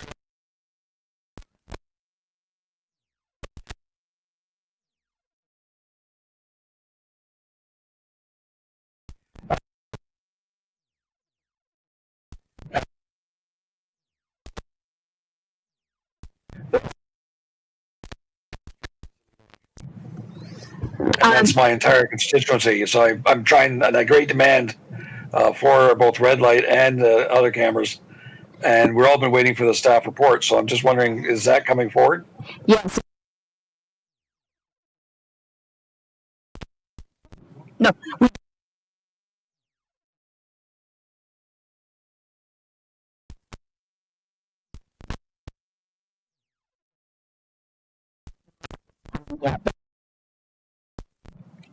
Okay, just yeah, we have budget coming up, and I'd hate to lose the opportunity to make sure we have sufficient funds to add some more, if that's council's will. So, Okay. thank you for the information. Okay, so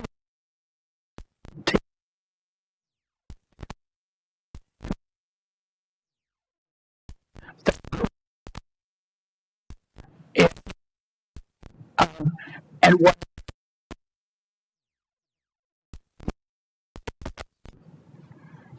is that fair? So is that yep. Okay, sounds good.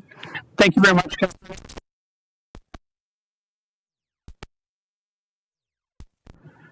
Probably motion to adjourn by Chair Henry, Councilor Mackay. Questions, comments? All in favor? Thank you, everyone.